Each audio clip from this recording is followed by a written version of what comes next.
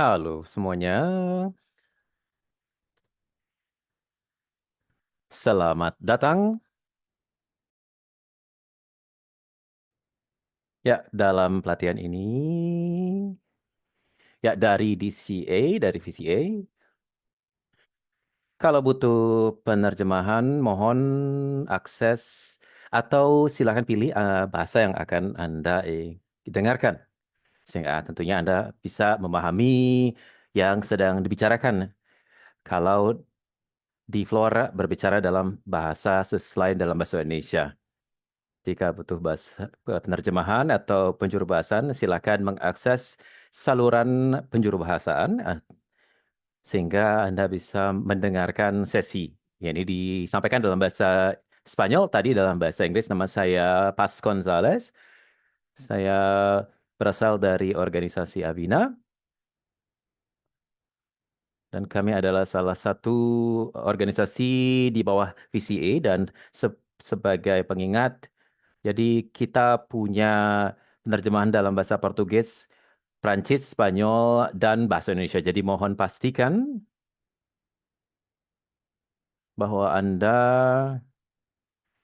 bahwa mohon berikan atau ganti nama Anda, yaitu sesuai dengan format nama dan organisasi sehingga kami bisa mengenal dan mengetahui nama dan asal nama Anda. Dan jangan lupa, jangan segan-segan juga untuk memberikan pertanyaan dengan mengetikkan pertanyaan Anda di Q&A atau di chat box sesuai dan juga bisa dituliskan dalam bahasa yang diinginkan.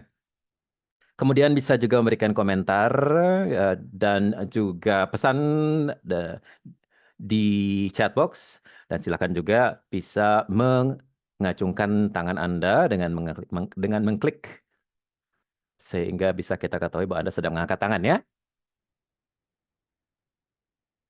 Ya, seperti yang kami sudah ingatkan kepada teman-teman semua bahwa pelatihan ini lebih fokus pada ya yang menjadi bagian dari aliansi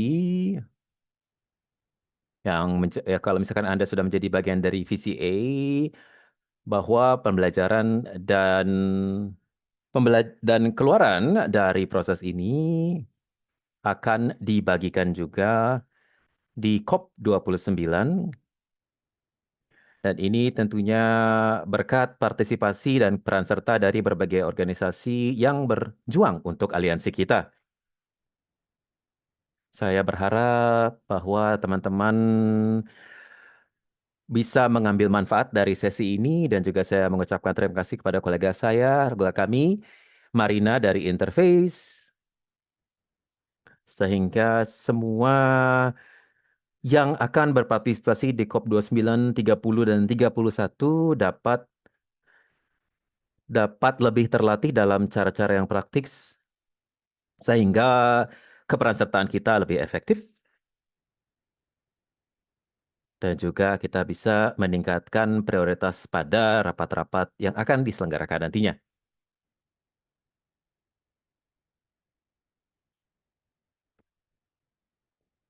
Jadi saya akan berikan floor-nya kepada Marina Naves untuk memulai sesi kita pada hari ini. Halo, selamat pagi, selamat sore. Dimanapun Anda berada, saya ingin mengucapkan terima kasih kepada VCA, Aliansi VCA, karena sudah mengundang kami untuk menyelenggarakan pelatihan ini. Saya sangat merasa terhormat untuk berada di ruangan ini di tengah-tengah para advokat dan para aktivis ya. Jadi saya akan memulai workshop ketiga, yaitu terkait dengan seni advokasi. Baik, saya akan bagikan paparan saya. Mudah-mudahan ya bisa yang saya sebelumnya bisa ditutup sehingga saya bisa men-sharing juga paparan saya.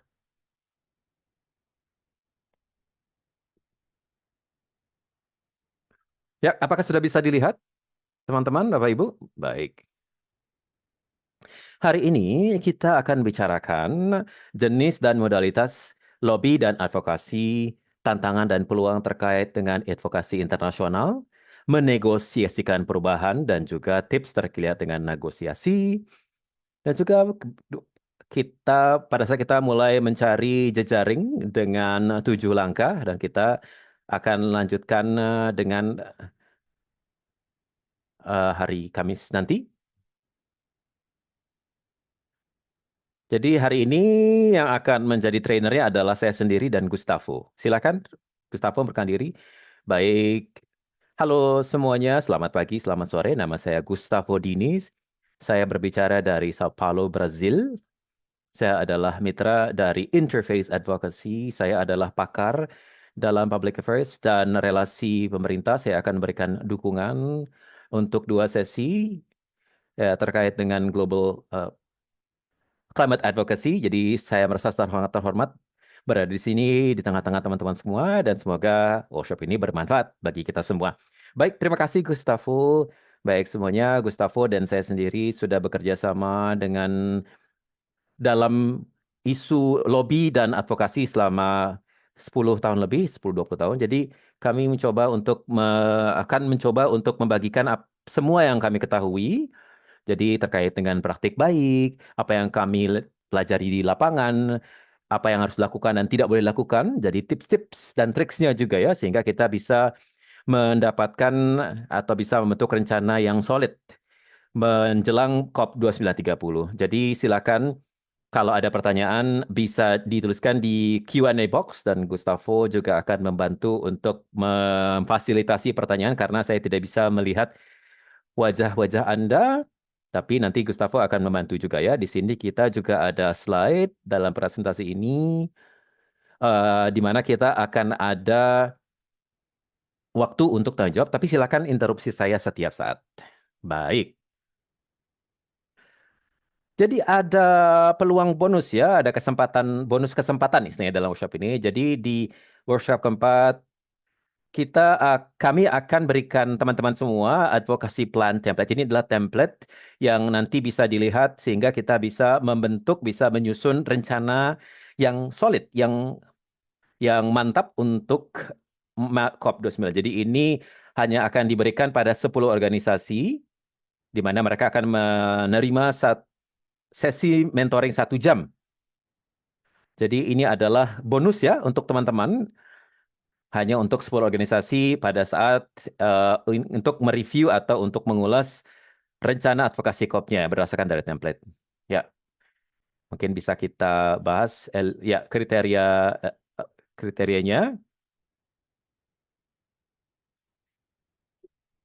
Ya, seperti yang disampaikan oleh Marina, ini adalah peluang bagi teman-teman yang bisa dipergunakan tentunya, sehingga ini juga bisa dimanfaatkan.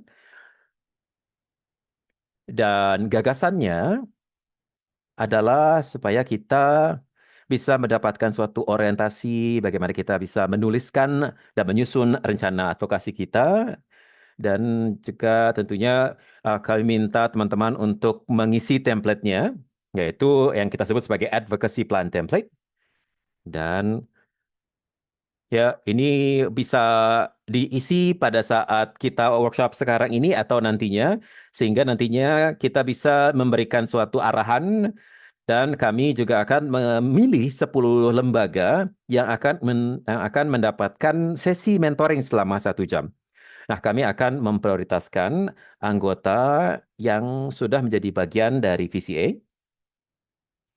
Kemudian kami akan memilih mereka yang sudah mengisi dan menyampaikan template-nya dalam bahasa yang ada di sini, karena nantinya kami akan mengadakan atau menyelenggarakan sesi ini dalam bahasa Inggris atau Portugis. Kami juga merekomendasikan teman-teman untuk berpartisipasi dalam 2 sesi berikutnya, yaitu 2 sesi, yaitu hari ini dan nantinya, sehingga teman-teman bisa mendapatkan informasi sebanyak mungkin yang diperlukan tentunya untuk memanfaatkan dan mengisi template yang akan kami sampaikan dan bagikan. Nah, kami juga akan berikan prioritas bagi kelompok atau grup lembaga yang bekerja dengan kelompok minoritas. Dan juga mereka yang yang berada pada situasi rentan, misalkan bekerja dengan kelompok masyarakat adat, kelompok yang termarginalisasi, atau yang terkait dengan yang upaya daur ulang, misalkan. Jadi ini bukan artinya kami mengecualikan ya teman-teman yang lain, tapi kami ingin membuat prioritas. Sehingga kami menyusun kriteria yang bisa mendapatkan sesi mentoring selama 1 jam ini. Dan ini mudah-mudahan dapat membantu kami untuk memilih lembaga karena kami tidak tahu berapa banyak template yang akan kami terima. Ya, terutama bagi mereka yang ingin mendapatkan sesi reviewnya. Baik, terima kasih Marina.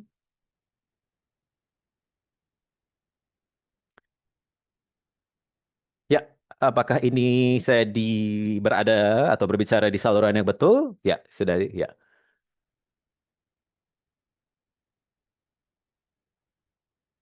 Ya, rupanya if ini ada interpreter yang belum di-assign ya.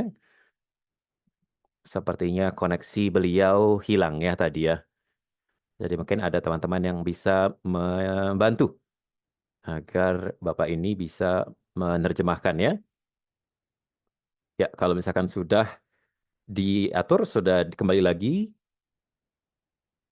untuk bertugas menjadi juru bahasa Perancis, mungkin bisa kita lanjutkan kembali.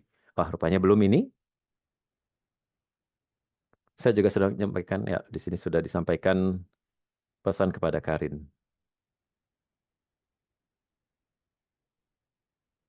Ya, sekarang harusnya sudah menjadi juru bahasa ya, sudah di-assign istilahnya. Baik, sekarang sepertinya bisa kita lanjutkan, teman-teman.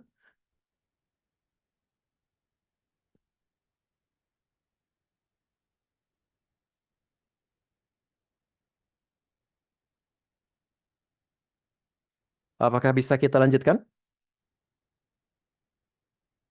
Ya, ya mohon berikan saya waktu sebentar.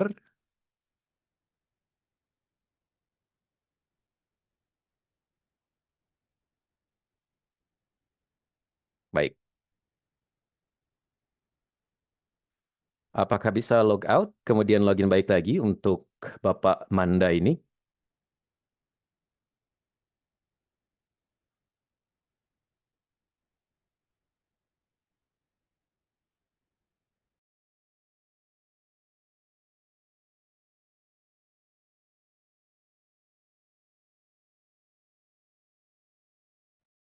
Baik, teman-teman, mohon maaf kita menunggu dulu Mas Manda atau Mas Yves yang tadi untuk bergabung kembali.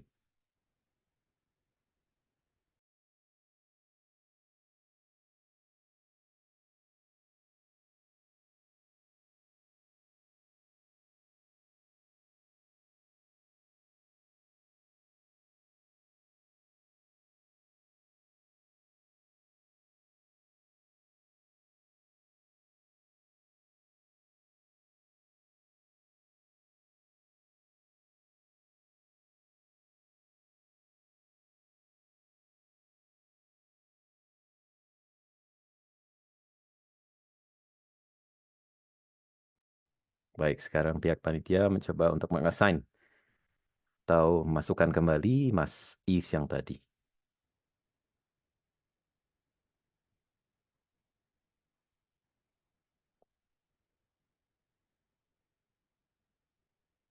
Baik, sebagai rangkuman saja, sesi berikutnya kita akan memberikan materi terkait dengan advokasi plan template. Jadi di sini adalah format yang harus diisi untuk hari ini dan juga untuk sesi di hari Selasa, sesi berikutnya juga bertempat di hari Selasa ya. Jadi di sesi berikutnya akan teman-teman sudah menerima template yang bisa diisi dan mudah-mudahan bisa menerima atau mendapatkan kesempatan untuk di mentor ya, kesempatan mentoring. Baik, mari kita warm up dulu ya, supaya kita ada refreshing dulu. Jadi di sini ada Mentimeter, jadi bagaimana persiapan atau bagaimana lembaga kita bersiap-siap untuk mengadvokasi di COP yang mendatang. Ya, mohon ke Menti ini bisa di-scan, bisa dipindai melalui handphone, atau bisa dituliskan di website. Kita bisa melihat bagaimana kesiapan lembaga teman-teman terkait dengan rencana advokasi untuk COP 29. Jadi di sini tidak ada jawaban benar atau salah. Jadi dimanapun perjalanan Anda ataupun dimanapun sampai mana eh, sejauh mana persiapan kita ya ini bisa menjadi mudah-mudahan menjadi satu barometer ya. Saya akan meminta Gustavo untuk membagikan layarnya sehingga kita bisa melihat Mentimeternya. Oke. Kira-kira sampai mana ini? Jadi yang sebelah kiri ya. Jadi seperti yang saya sampaikan tidak ada jawaban salah atau tidak ya. Jadi di sini supaya humor saja ya, supaya refreshing.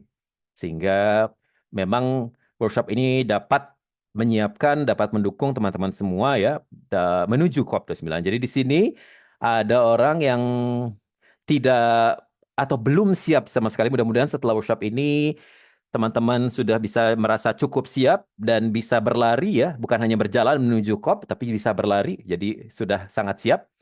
Jadi mungkin di sini setelah workshop ini juga teman-teman tahu apa itu advokasi ya. Kalau yang sebelah kiri ya, malah sama-sama sekali tidak tahu terkait apa itu advokasi. Ada juga orang yang kira-kira masih belum, tetapi 50-50 kali ya, 50-50 kesiapannya. 11%, jadi sebelumnya 22, 44 dan 22, di sini 11% sudah ada beberapa hal yang sudah siap dan sampai saat ini belum ada yang benar-benar siap ya. Tapi memang kita tahu bahwa kita tidak pernah atau tidak hampir tidak pernah benar-benar 100% siap ya. Jadi kita di sini kita bisa mengetahui kira-kira bagaimana sejauh mana kesiapan peserta yang akan bertarung di COP29 terkait dengan rencana advokasinya. Ya, jadi inilah memang manfaat dari workshop ini. Terima kasih Gustavo sudah membagikan layar Anda. Jadi nanti juga akan kita sampaikan grafik ini pada saat kami kirimkan paparannya. Ya, terima kasih sudah menjawab dan memberikan feedback untuk menti kita. Apakah sekarang sudah dapat dilihat lagi screen saya atau paparan saya? Baik. Jadi kita mulai terkait dengan jenis dan modalitas dari lobby dan advokasi.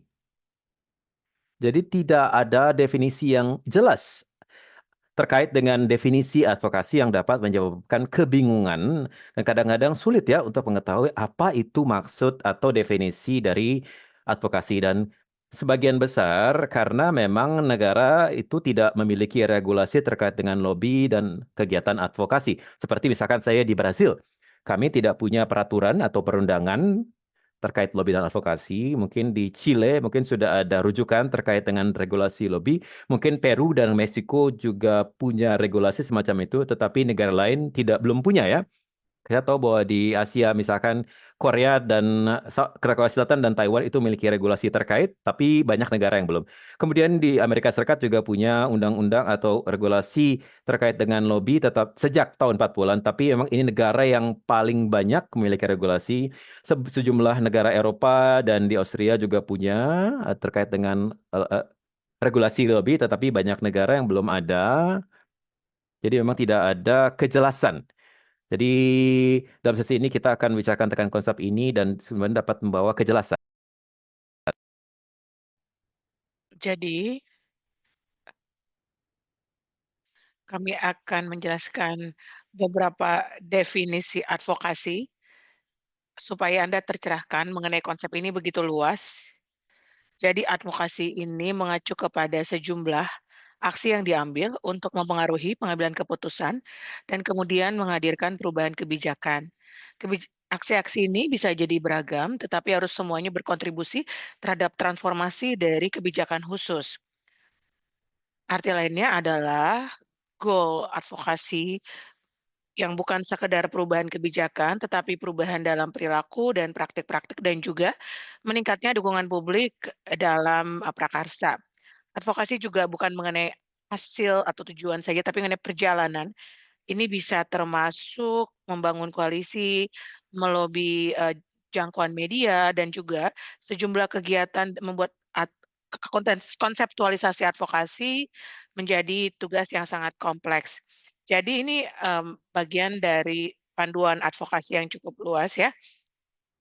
Nanti Anda juga akan mendapatkan referensi lain. Anda bisa juga membaca informasi ini saat kami kirimkan presentasi. Anda juga nanti bisa membaca dari Takso, dari UNICEF.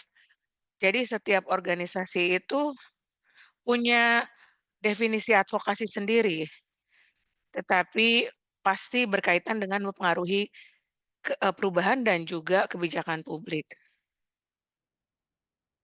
Mungkin Anda bertanya, bedanya aktivisme, lobi-lobi, dan advokasi. Jadi di sini ada ya perbedaannya dan atau mungkin kesamaannya. Satu, kemungkinan untuk mengkategorikan 3 kegiatan ini di beberapa kawasan itu dibedakan dari interest-nya atau kepentingannya. Beberapa orang melihat mereka, oh, mereka melakukan kegiatan yang sama, tapi tergantung dari kealamiahan atau sifat dari suatu yang mereka bela, itu bisa jadi bagian dari aktivisme lobby gitu ya. Jadi kalau organisasi atau Anda membela sesuatu yang merupakan kepentingan dari publik secara luas, maka ini harus dipertimbangkan sebagai aktivis atau advokasi. Tapi kalau misalnya seseorang di organisasi itu me memperjuangkan hak-hak kelompok atau perusahaan, ini harus dianggap sebagai definisi dari, lobby-lobby. Jadi ini cara kita untuk memahami 3 definisi ini. Jadi kita lihat nature dari kepentingan dari kegiatan ini.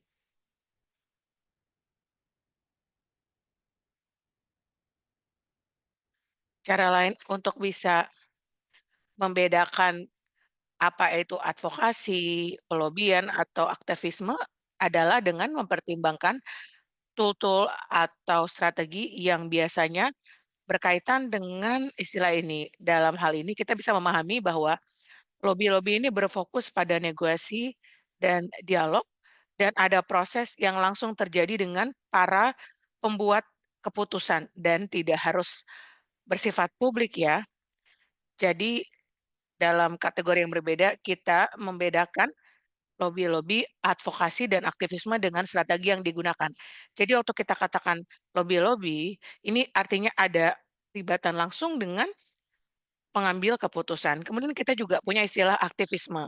Ini mengenai aksi publik yang pasti ingin mendapatkan perhatian dari masyarakat, para pembuat keputusan, dan menggunakan kon eee, upaya konfrontasi ide dan konflik sebagai strategi untuk menghasilkan oposisi kepada sikap politik. Jadi di sini memastikan adanya perselisihan atau konflik supaya yang merupakan bagian dari perbedaan ide dan konfrontasi itu biasanya diasosiasikan dengan kegiatan aktivisme.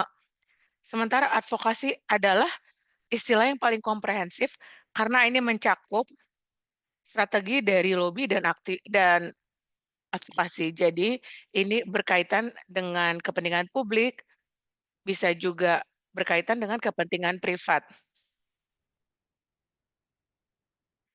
Jadi kita gunakan istilah advokasi karena ini istilahnya memiliki cakupan yang lebih luas dan memiliki cakupan strategi dan tools yang lebih luas. Jadi sejak sekarang kita akan menggunakan istilah advokasi karena biasanya ini lebih komprehensif. Jadi mengenai strategi, waktu kita membahas mengenai perubahan kebijakan atau mengatasi isu-isu, kita lihat dari mulai terjadinya dispute atau perbedaan perselisihan sampai terjadinya konsensus atau dialog. Di antara dispute dan konsensus ada sejumlah strategi yang bisa diadopsi. Jadi kita akan bahas mengenai strategi yang berbeda ini karena semuanya merupakan bagian dari bagaimana kita bisa mempengaruhi kebijakan publik. Karena di sini kita membahas mengenai konteks COP. Nanti kita akan bahas berarti hal-hal yang berkaitan dengan strategi dan advokasi yang perlu kita Eee, lakukan saat COP ini. Jadi ini mengenai taktik advokasi.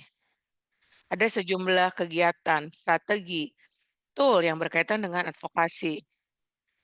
Yang pertama ini berkaitan dengan lobi-lobi ya, berkaitan dengan direct engagement. Pada saat kita merencanakan advokasi, kita bisa mengikutsertakan tool atau strategi, perangkat dan strategi.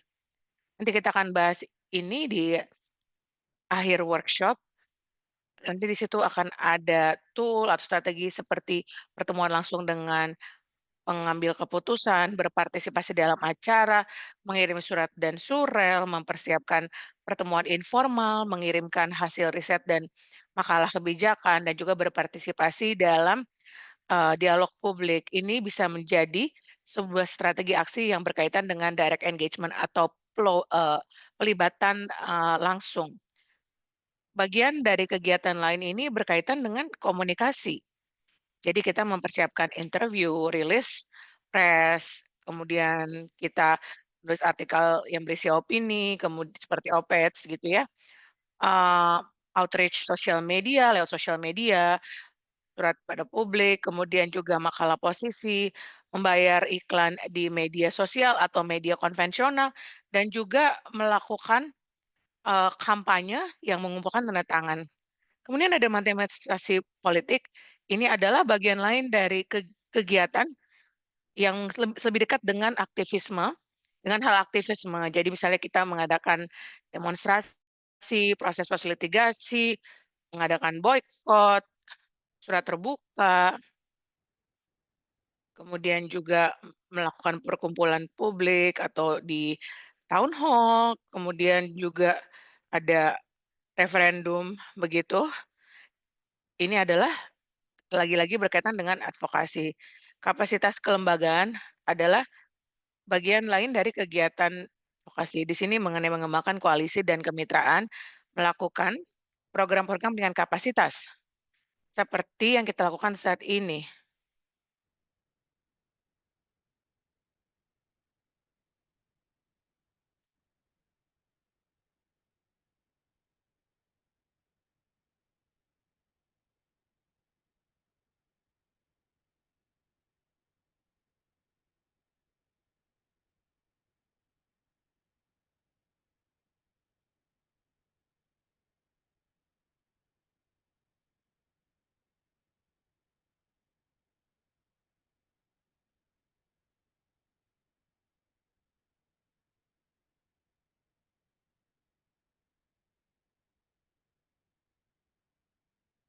Maaf atas masalah teknis ini, sepertinya ada masalah jaringan yang sedang dihadapi oleh pembicara kita. Kami akan segera mengatasi hal ini. Sementara menunggu, Anda boleh berbagi pertanyaan, tanggapan di kotak chat.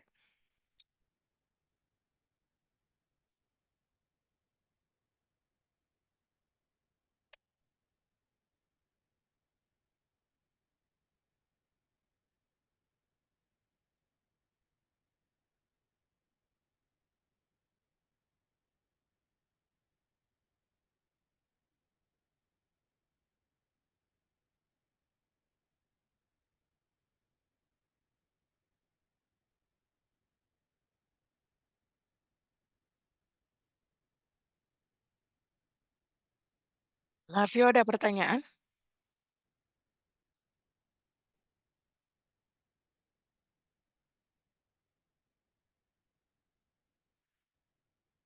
Boleh saya menyampaikan pertanyaan dalam bahasa Portugis?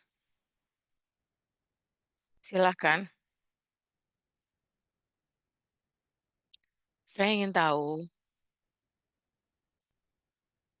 karena kita berada dalam masyarakat,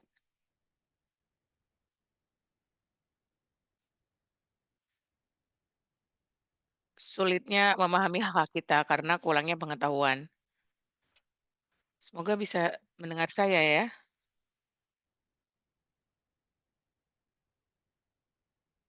Karena itu, dalam masyarakat yang mana pengetahuan mengenai perubahan iklim itu sangat kurang, bagaimana kita bisa mencapai sesuatu supaya semua orang itu mau bersatu dan kemudian menjadi bagian dalam kampanye peningkatan kesadaran. Karena kami berada di area atau masyarakat yang tidak memiliki hal-hal dasar ini.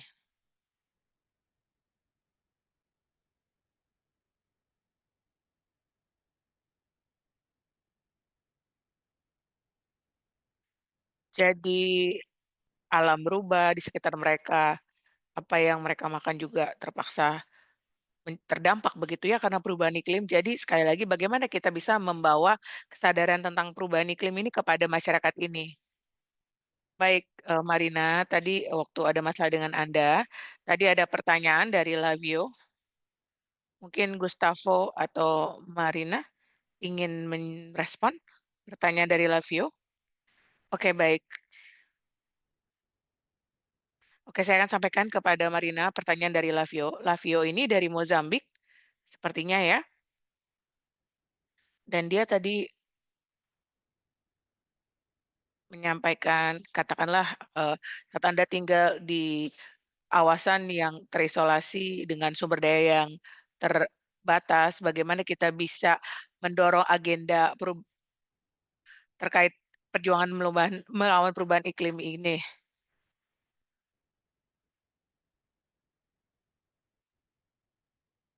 Terima kasih.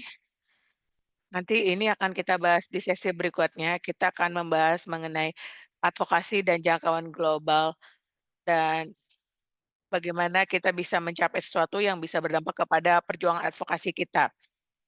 Terima kasih atas tanggapan Anda, nanti akan segera saya bahas ya mengenai ini. Boleh saya lanjutkan dulu presentasi saya?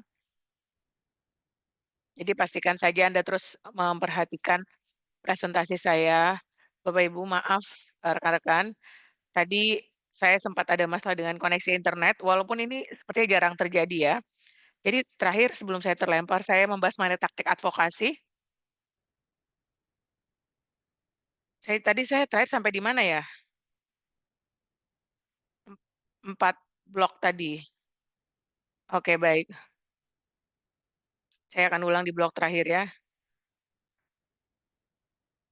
Boleh saya diberikan, status co-host untuk bisa membagi layar saya?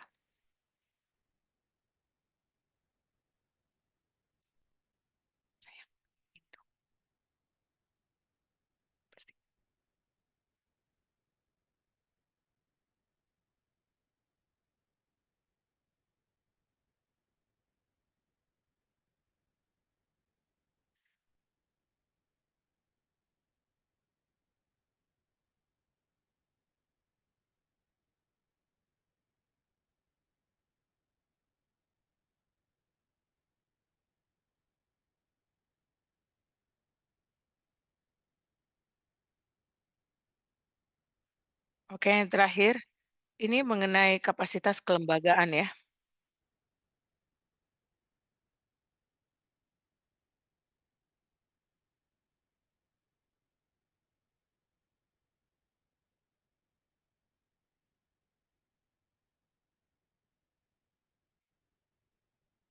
Jadi di bagian atau kategori ini kita membahas mengenai kapasitas kelembagaan untuk advokasi, ini termasuk membangun koalisi.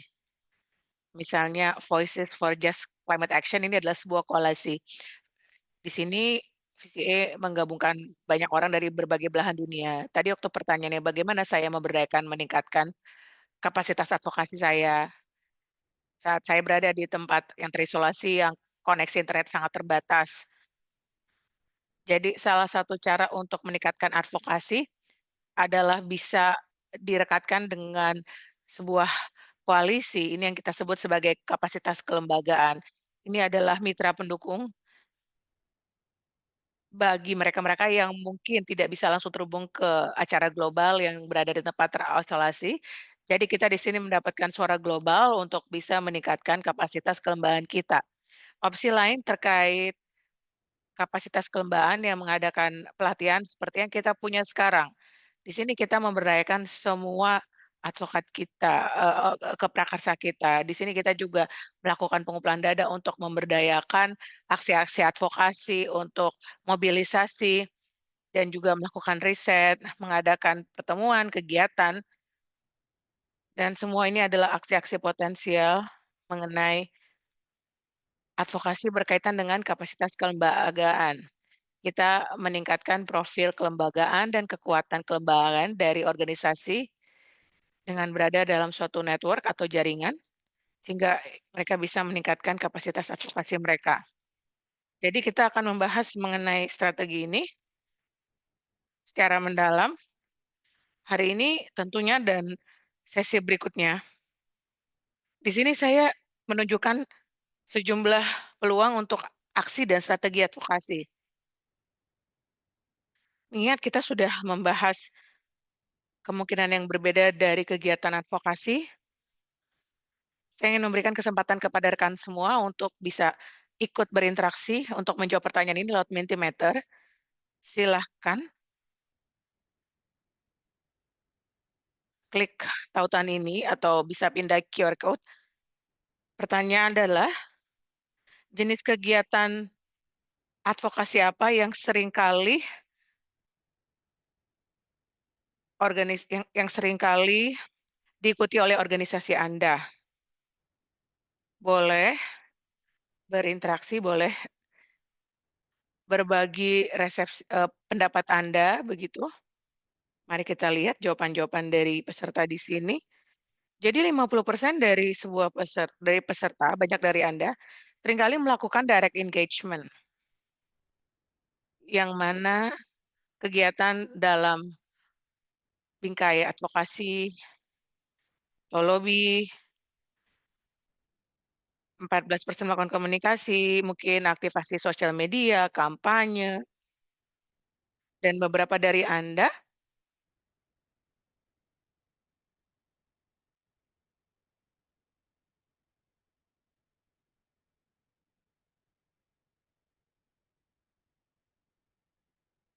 oke, sepertinya Marina terputus lagi ya.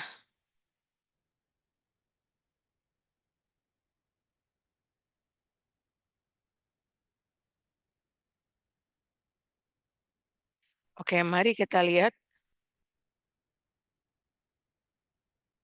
hasil dari poll di Mentimeter sambil menunggu Marita untuk kembali.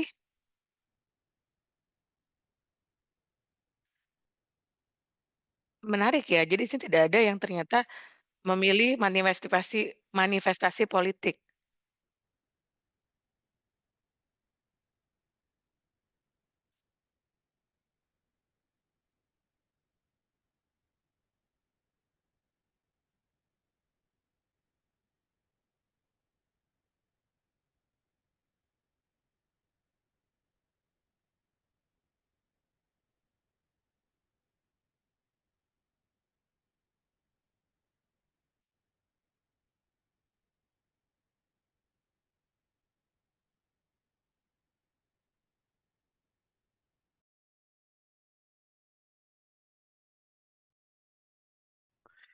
Jadi bagi teman-teman yang sudah mengisi pollingnya, di sini kita lihat belum ada yang memilih manifestasi politik ya.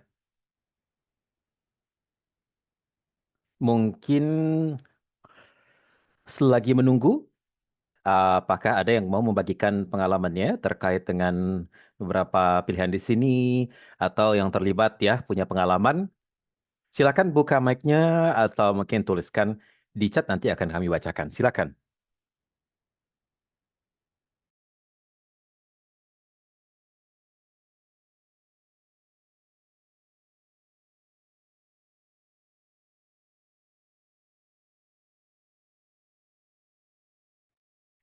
Ya, apakah ada komentar?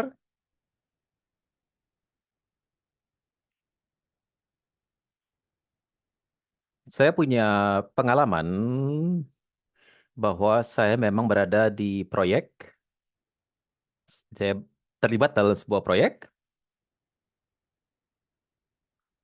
dalam memengaruhi masyarakat dan komunitas terkait dengan atau dengan melakukan fasilitasi perubahan iklim. Jadi yang kami lakukan di sini di Provinsi Zambezia itu berdialog dengan masyarakat dengan cara bahwa mereka bisa mengidentifikasi perubahan iklim. Jadi kami masuk ke lapangan dan kami memulai dialog dengan masyarakat. Jadi apa yang mereka lihat, mereka rasakan. Jadi pengalaman ini dari saya pribadi dan juga dari organisasi saya menunjukkan bahwa orang-orang itu dapat menanam pohon, tetapi kami menemui banyak masalah karena kurangnya pengetahuan masyarakat. Pada saat kami berbicara dengan orang-orang atau dengan masyarakat, ya banyak yang menganggap kami itu berbicara nonsens. Jadi di sini memang ada minimnya persepsi dari masyarakat. Jadi kami memang sudah mencoba untuk melakukan interaksi dengan orang-orang, tetapi juga kami harus menyampaikan kepada pemerintah bahwa kami menggunakan instrumen ini, yaitu dialog, dan pemerintah daerah dapat menggunakan informasi ini dan bisa berinteraksi dan dapat melakukan aksi dengan masyarakat. Jadi karena memang ini yang eh, masalah yang kami sering temui di Mozambik.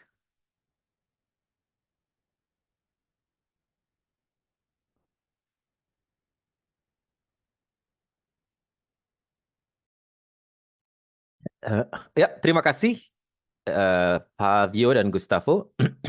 Di sini kita juga bisa lihat ada beberapa komentar di chat box.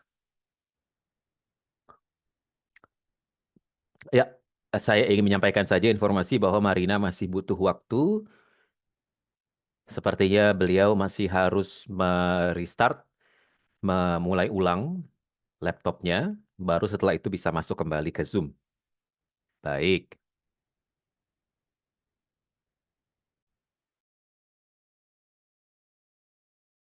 Di sini ada Sarji yang mengangkat tangan sepertinya. Ya, silakan Yes, can Sardi. I speak in Indonesia? Ya. Ya, silakan Pak Sardi dalam Ya. bahasa Indonesia. Oke, perkenalkan nama saya Sardi Winata dari Penabulu dan saya bekerja untuk satu proyek Voice for Climate Action VCA di bawah HIVOS di Indonesia. Saya setuju dengan pilihan direct engagement sebagai satu strategi taktik dalam melakukan advokasi. Karena di era demokrasi sekarang, saya pikir eh, direct engagement adalah satu strategi yang paling tepat gitu.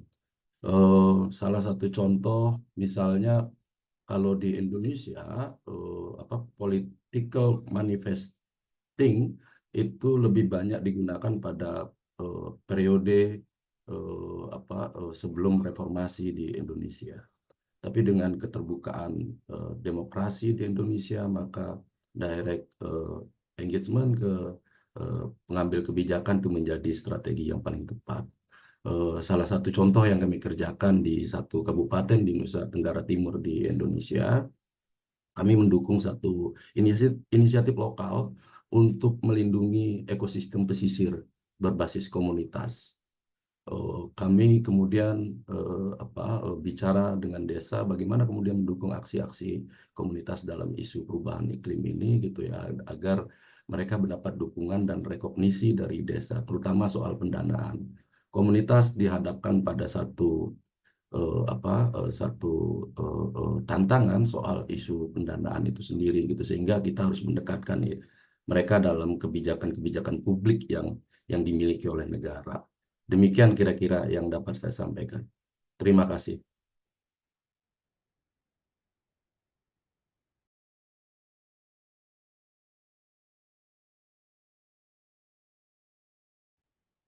It's clear what Ya, terima kasih.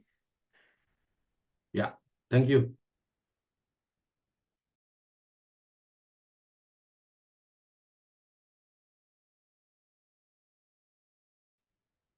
Ya, ya Pak Sardi.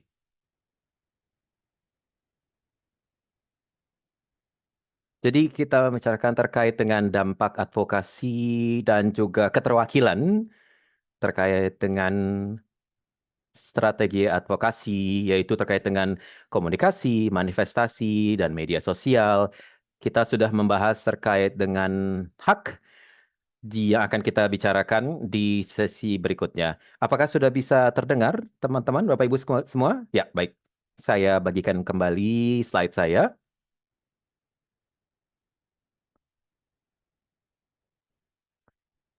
Ya,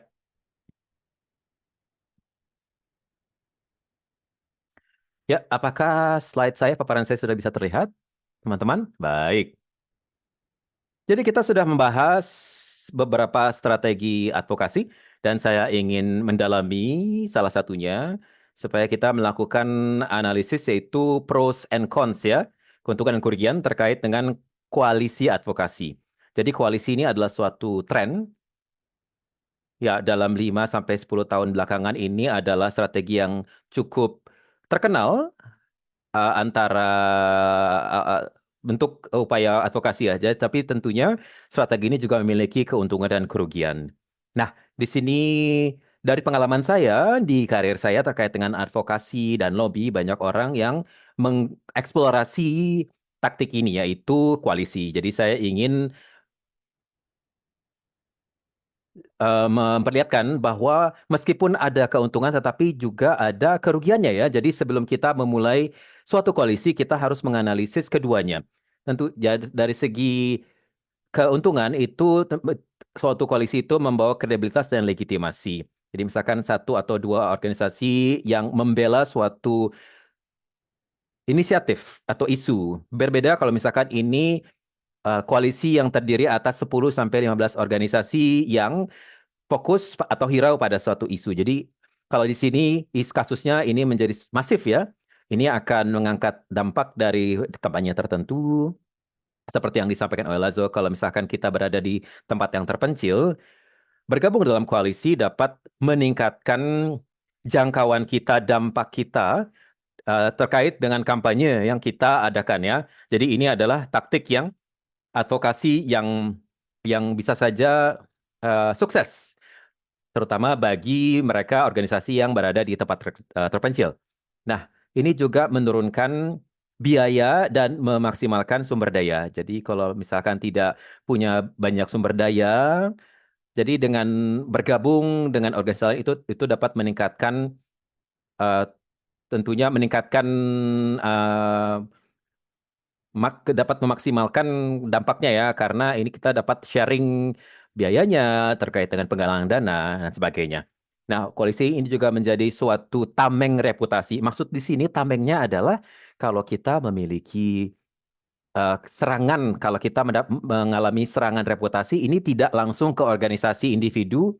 Jadi koalisi ini bisa menjadi suatu zona buffer ya, zona penyangga yang dapat menyerap atau dapat menghalangi serangan terhadap kampanye kita.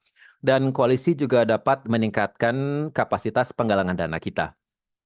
Jadi kalau kita punya suara yang yang serupa, ini dapat meningkatkan kredibilitas dan juga meningkatkan keberhasilan terkait dengan kapasitas penggalangan dananya. Di sisi lain, koalisi juga dapat memberikan tantangan tersendiri. Nah, ini satu hal yang ingin saya analisis bersama teman-teman semuanya, karena ada banyak yang menunjukkan antusiasme mereka terhadap koalisi, tapi mereka tidak memahami apa itu kelemahan dari koalisi. Pertama, itu sangat kompleks untuk dikelola. Kemudian pengambilan keputusan itu bisa sangat menantang dan intens, jadi ada banyak pelaku, ada banyak banyak interest, banyak minat, banyak uh, gaya atau style yang berbeda-beda, banyak pendekatan atau budaya kerja yang berbeda-beda. Jadi tentunya suatu tata kelola yang sulit dan kompleks. Dan kadang-kadang kita harus menarik pihak ketiga untuk mengelola koalisi ini, yaitu pihak yang netral. Dan koalisi juga memiliki proses pengambilan keputusan yang lambat karena ini melibatkan banyak sekali pihak. Nah, karena karena sifatnya ini dapat memperlambat pengambilan keputusan. Selain itu, koalisi juga dapat menghambat fokus atau strategi. Pada saat kita menyusun aksi, kita akan sulit untuk mendapatkan uh, mitra yang sepakat dengan kita ya. Pada misalnya kalau kita mau ada rencana jalan-jalan ya, banyak orang punya keinginan masing-masing ya. Jadi misalkan 20 orang punya keinginan masing-masing. Jadi akan sangat sulit untuk mengordinasikannya. Kemudian ada juga masalah terkait dengan risiko reputasi. Jadi satu organisasi dalam koalisi Anda memiliki reputasi yang tidak baik, yang dapat juga berpengaruh pada organisasi kita karena ini pengaruhnya bisa jadi luas. Jadi satu analisis harus kita analisis secara seksama. Jadi siapa sih anggota yang nanti akan masuk koalisi? Apakah risikonya itu dapat kita mitigasi? Jadi ini satu hal yang harus kita analisis sebelumnya. Dan koalisi juga cenderung dapat memiliki konflik seperti untuk relasi atau hubungan antara manusia. Kita ada ketarik-menarik kekuatan atau kekuasaan di dalam koalisi dan juga sulit untuk membagi tanggung jawab dengan cara yang demokratis sehingga dari semua taktik advokasi yang sudah saya alami, saya ingin menekankan bahwa ini adalah taktik yang paling menarik, yang paling menantang. Jadi ada keuntungan dan kelemahannya yang perlu kita analisis sebelum kita membentuk suatu koalisi. Baik, apa ada pertanyaan sejauh ini untuk teman-teman? Jadi kita sudah membahas perbedaan antara advokasi dengan lobby dan juga dengan aktivisme. Kita juga sudah membicarakan konsep, taktik. Jadi sekarang kita membuka sesi ini. Tapi kalau ada pertanyaan sejauh ini, komentar, ya kami persilakan atau bisa dituliskan. Tidak ada pertanyaan sejauh ini di Q&A box maupun di chat, tetapi komentar yang baik sekali lagi, Marina. Ya, sebelum kita mendapatkan pengetahuan dari pentingnya komunikasi, pentingnya membagikan visi antara anggota koalisi.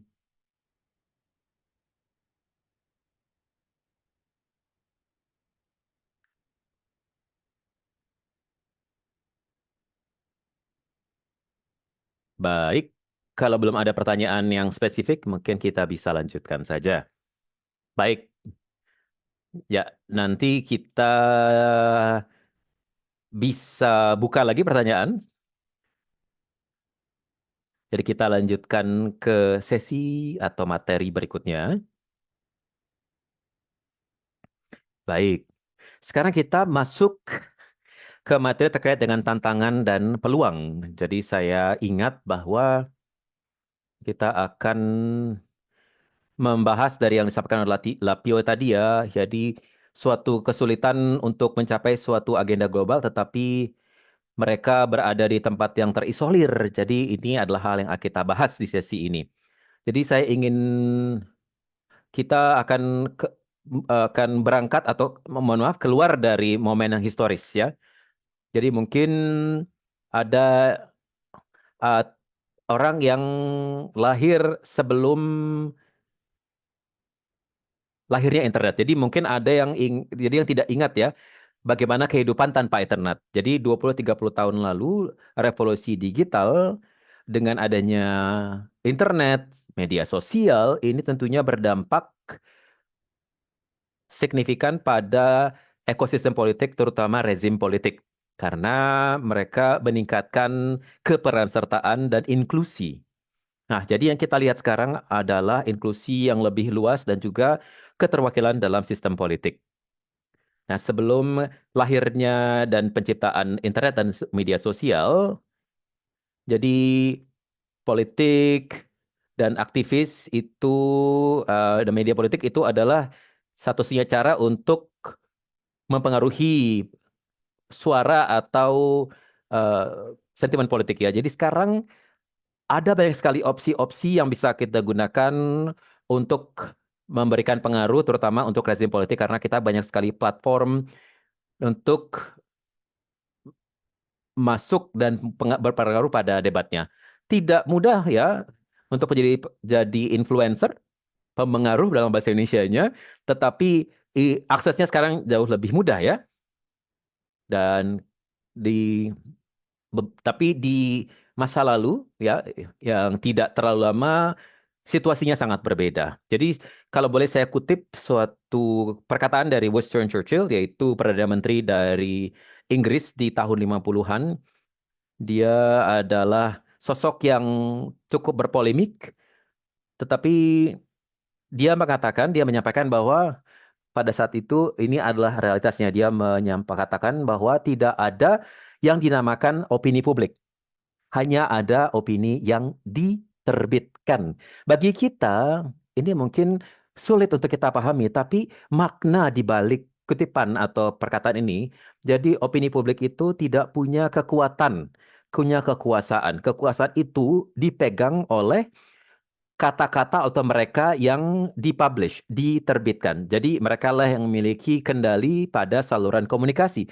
Dan pada saat itu belum banyak yang memiliki atau yang dapat mengakses saluran komunikasi ini. Hanya individu tertentu saja, kelompok tertentu yang dapat mengendalikan opini yang dapat diterima oleh publik, dan ini tentunya mempengaruhi pengambilan keputusan.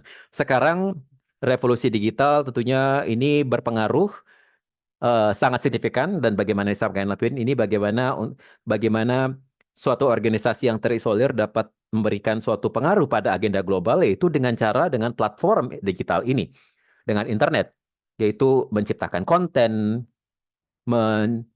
membentuk kemitraan, jadi dengan orang-orang yang di belahan dunia lain. Jadi ada banyak sekali yang sudah berubah dalam 20 tahun terakhir, dan saya ingin mengambil kesempatan ini untuk menganalisis peluang dan tantangan dari yang diciptakan oleh revolusi ini.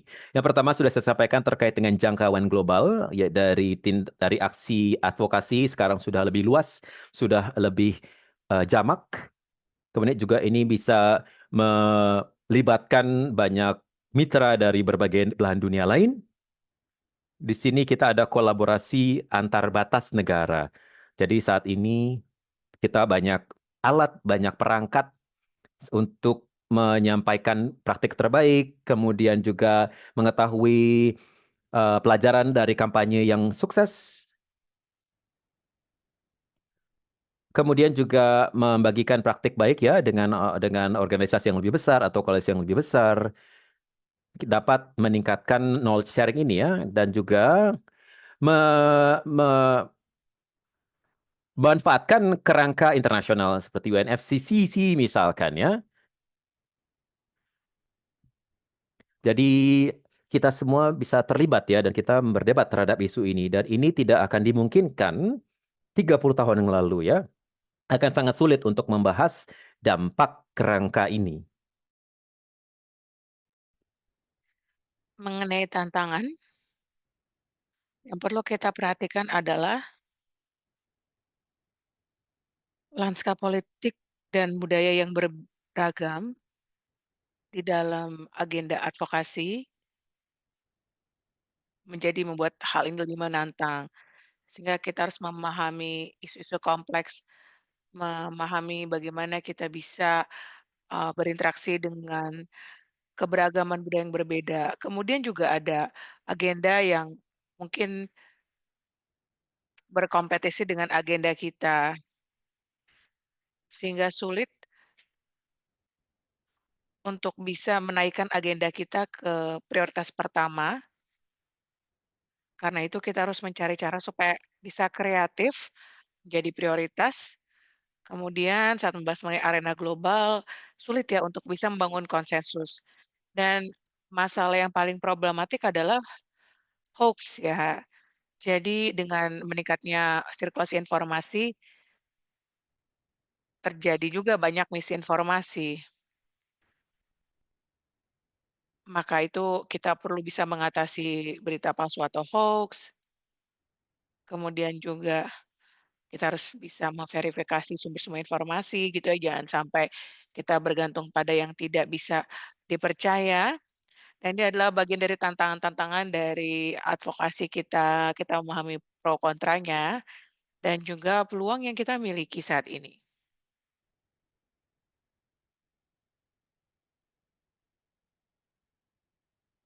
Baik, sementara ini, apakah ada pertanyaan, apakah ada tanggapan sebelum kita mulai ke topik berikutnya itu menegosiasikan perubahan? Sepertinya tidak ada yang bertanya ya di sini.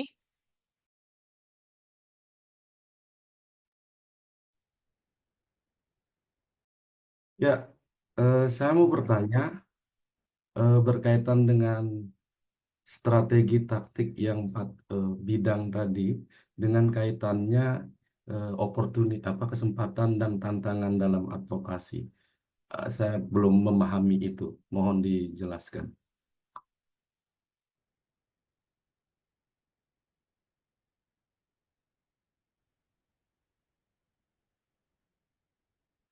Oke, saya akan kembali ke slide tadi.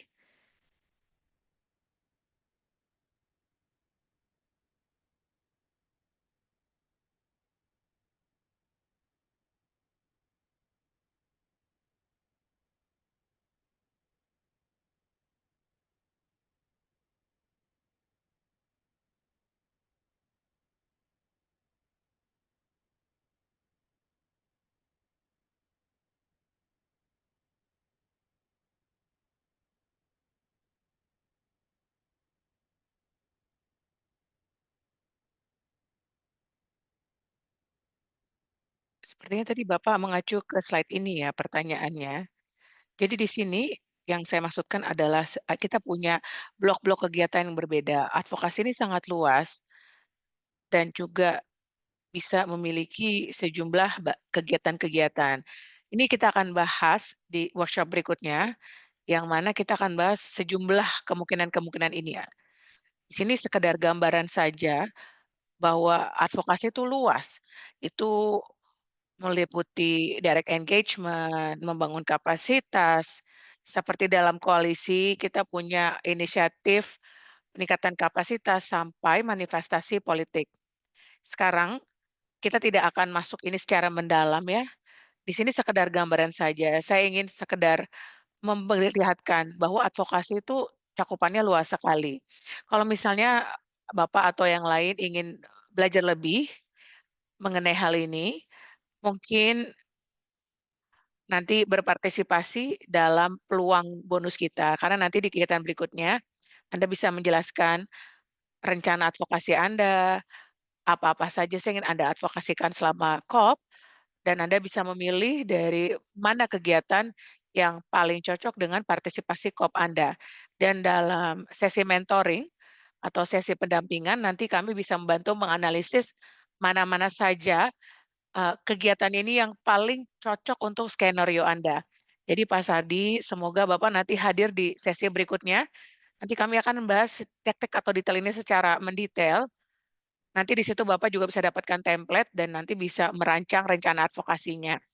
Ini sekali lagi sekedar cuplikan ya Pak, atau gambaran mengenai beragamnya potensi yang kita punya dalam advokasi. Apakah ada pertanyaan lain Pak? Ya, terima Yang kasih. lanjutan Clear. begitu? It's clear. Thank you.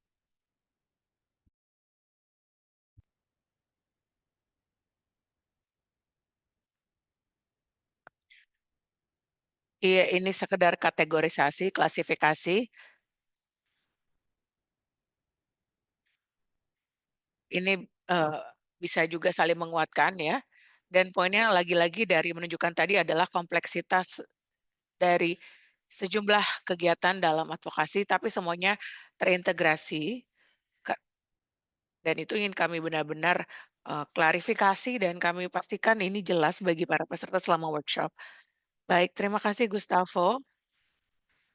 Baik, sepertinya kita bisa lanjut, kita bahas, topik berikutnya. Oke, mari kita membahas mengenai menegosiasikan perubahan.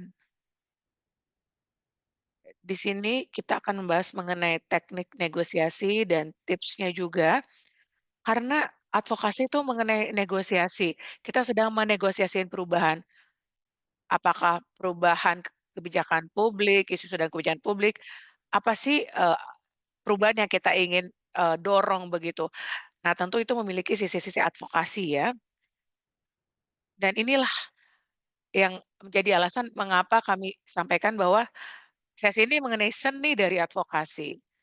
Dan yang kami tekankan di sini, ada 2 komponen dalam advokasi. Yang pertama yaitu komponen seni, yang berikutnya adalah komponen ilmu pengetahuan atau sains. Terus mungkin Anda berpikir, "Hah, kok bisa? Ini orang ini ngomong apa sih? Kok bisa dibilang bahwa seni adalah bagian dari advokasi?" Mungkin Anda masih belum paham ya. Tapi yang saya maksud dari seni adalah bagian advokasi yang bersifat cukup subjektif. Untuk bisa menjadi seorang pegiat yang, eee, k berhasil, efektif, kita harus kreatif, inovatif, bahkan kita bisa menggunakan intuisi. Yang namanya kebijakan publik itu kan bisa sangat menantang, bisa berubah secara cepat. Tentu ini menuntut banyak sekali adaptasi, kreativitas.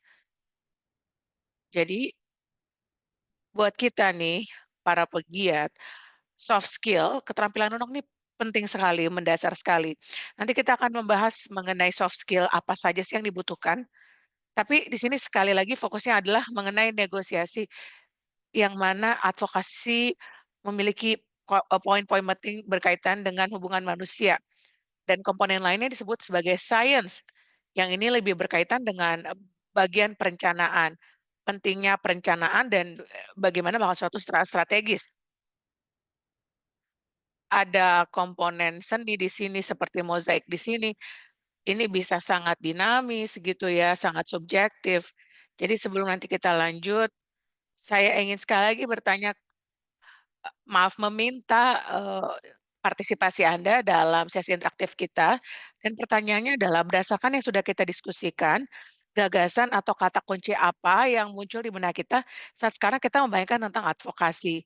Boleh, masuk ke tautan ini, boleh juga masuk ke Menti lewat QR code untuk menjawab pertanyaan ini ya, mengenai bagaimana pandangan Anda mengenai advokasi setelah tadi saya membahas nih panjang lebar tentang advokasi secara, permukaan gitu ya.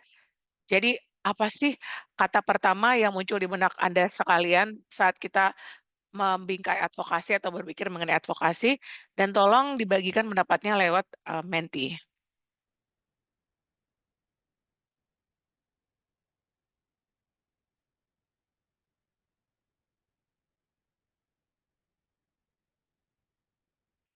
Beberapa berpikir advokasi itu berkaitan dengan memengaruhi, memenangkan hati dan pikiran, menjadi intensional, engagement, beberapa juga mengkaitkan advokasi dengan, seni, kemudian aksi bersama, aksi kolektif, beberapa mengaitkan advokasi dengan koalisi atau melobi atau lobi-lobi.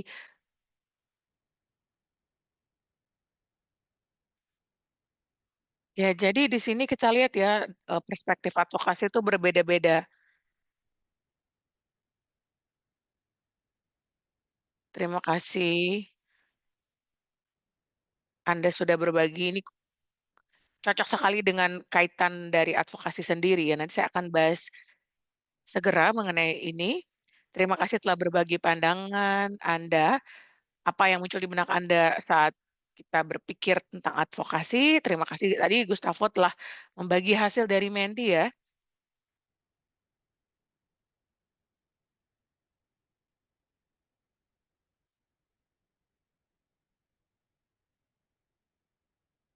Jadi, s kata pertama ya yang muncul benak saya saat berpikir mengenai konsep advokasi itu adalah influence, pengaruh.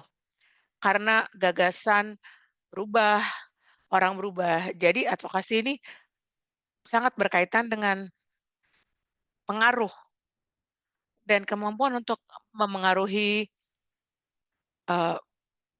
masyarakat, orang, dan kemampuan advokasi ini memiliki banyak keterampilan di dalamnya. Ini yang saya sebut tadi sebagai keterampilan lunak atau soft skill. Kemampuan untuk mempengaruhi harus memiliki komponen membangun, sudah punya rasa percaya, bangun pandangan, hubungan, narasi, kemudian bisa mengikat gitu ya, bisa meyakinkan saat kita berbicara dengan banyak orang, saat waktu terbatas, kita harus menyampaikan sesuatu dengan cara yang begitu mempesona, memikat sehingga meyakinkan begitu. Ini juga berkaitan dengan engagement, persuasi, dialog. Yang namanya mempengaruhi kan pasti banyak sekali berpengaruh dengan negosiasi. Karena itulah sesi ini mengenai seni negosiasi. Dan saya punya pertanyaan bagi Anda ya. Saat Anda memulai negosiasi ya, menurut Anda bagaimana sih memulai negosiasi yang baik gitu? Bagaimana negosiasi yang baik itu dimulai? Dan ini yang telah saya pelajari dan kami wariskan dalam karir profesional kami. Jadi kami meyakini bahwa negosiasi yang baik itu dimulai dengan rasa um, keingintahuan, dengan pikiran yang terbuka, dan memahami bahwa negosiasi ini mengenai percakapan yang win-win. Saya ingin memenangkan sesuatu, saya membutuhkan sesuatu dari percakapan negosiasi ini, dan itu juga perlu dimiliki oleh orang lain juga yang berada dalam percakapan tersebut. Karena itulah kita sebut ini sebagai negosiasi bilateral. Ingat bahwa setiap negosiasi harus bisa memiliki dua pihak atau lebih. Dan ini penting bagi kita ya, bahwa negosiator yang efektif merekognisi emosi yang positif, meningkatkan kemampuan untuk mencapai solusi, dan meningkatkan kolaborasi.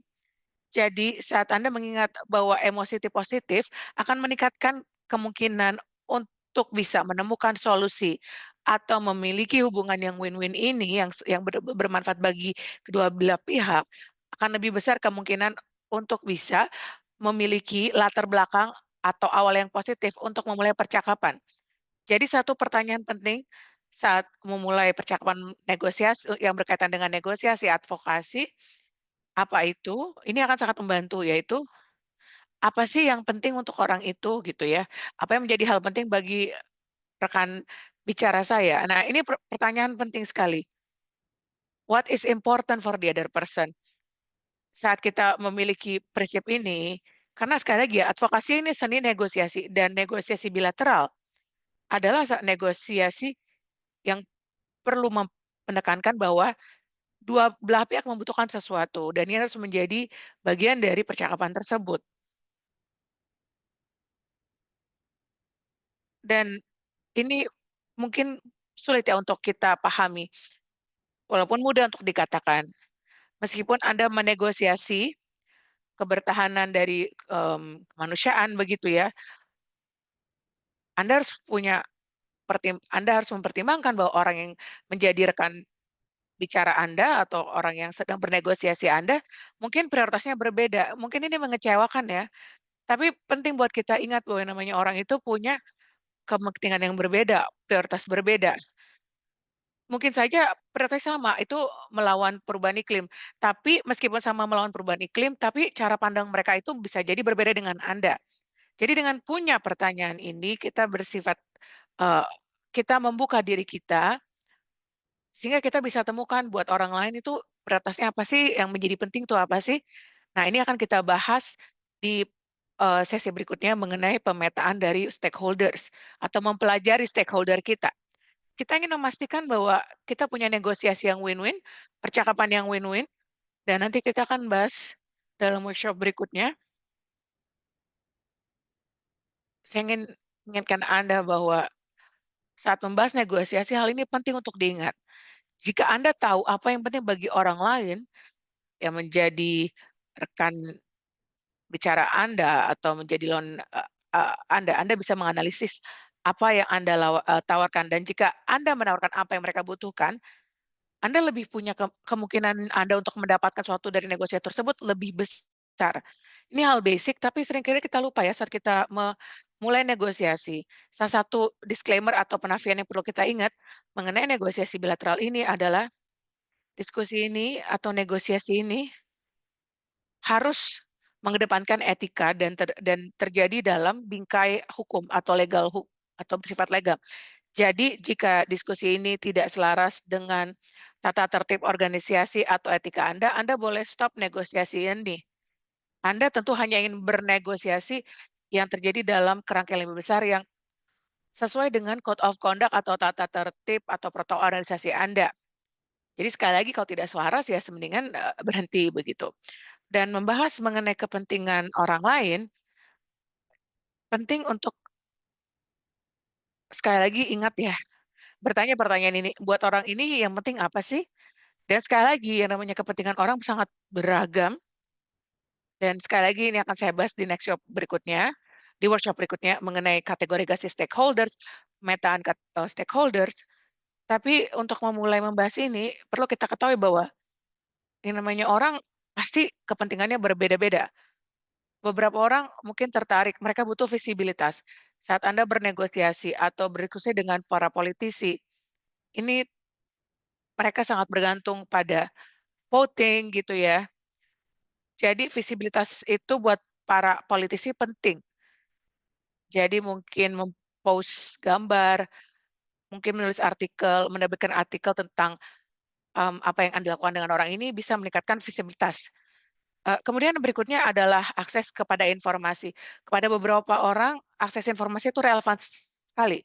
Kalau misalnya Anda menawarkan akses informasi kepada studi atau riset yang Anda punya, ini bisa membuat mereka tertarik, begitu, dan sekali lagi lebih mendengar apa yang ingin Anda sampaikan. Yang berikutnya adalah akses to network atau akses ke jejaring. Jadi buat seseorang, kalau misalnya Anda datangkan seseorang dari network Anda, itu bisa menambahkan nilai pada percakapan. Akhirnya lawan bicara bisa lebih engage, lebih tertarik dalam prakarsa advokasi Anda. Kemudian yang berikutnya adalah emosi manusia atau engagement ini sangat relevan sekali ya. Buat mereka yang menganggap bahwa emosi manusia atau engagement itu penting, yang Anda bisa tawarkan adalah misalnya contoh seseorang yang Anda temui, Anda sebutkan namanya, ceritakan kisahnya, ini bisa menciptakan emosi atau koneksi manusia yang bagi beberapa orang penting. Ini akan menangkap atensi mereka. Dan untuk orang lain, yang relevan atau yang mereka tertarik itu apa? Dukungan teknis. Dan terkadang ada yang mau semua. Dan saya tidak bilang bahwa, wah, Anda tawarkan semuanya ya, Anda bisa tawarkan semuanya. Tentu tidak. Saat Anda mempelajari stakeholder, sekali lagi balik lagi ke pertanyaan tadi, yang penting buat stakeholder ini apa sih? Apa yang bisa saya tawarkan? Kalau misalnya tidak bisa begitu, apakah ada alternatif lain? Jadi ini adalah beberapa komponen yang bisa membuat negosiasi menjadi lebih berhasil. Baik, sebelum saya lanjut, apakah ada pertanyaan mengenai tips dan teknik mengenai negosiasi atau aspek subjektivitas dalam advokasi yang berkaitan dengan perilaku, sifat alami manusia, relasi, koneksi? Silahkan kalau misalnya ada pertanyaan, sementara Anda memikirkan apa yang ingin tanyakan, saya akan ambil waktu untuk sebentar untuk minum.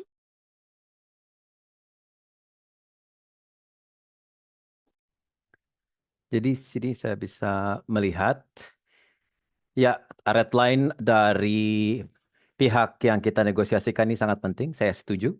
Ini harus kita perhatikan selalu. Tentunya adanya dialog pada saat negosiasi itu penting. Jadi inilah manfaat dari workshop ini ya. Jadi bagaimana kita bisa menciptakan suatu